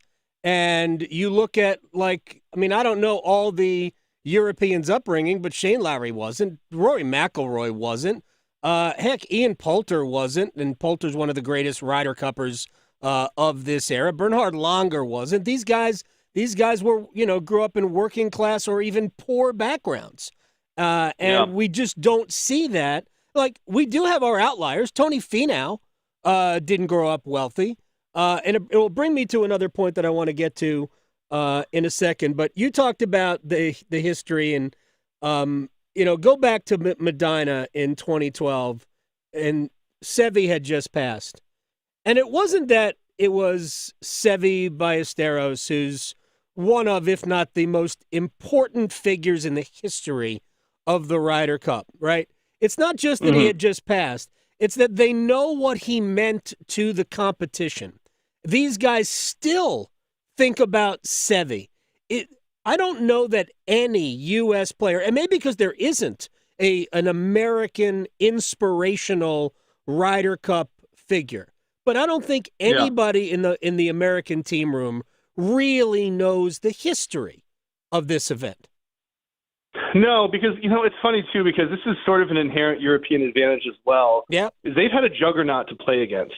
So when you look at U.S. Ryder Cup history, first of all, for 50 years, they just dominated the British. It wasn't the Europeans, and it was the British. They just killed them, and so nobody cared about it.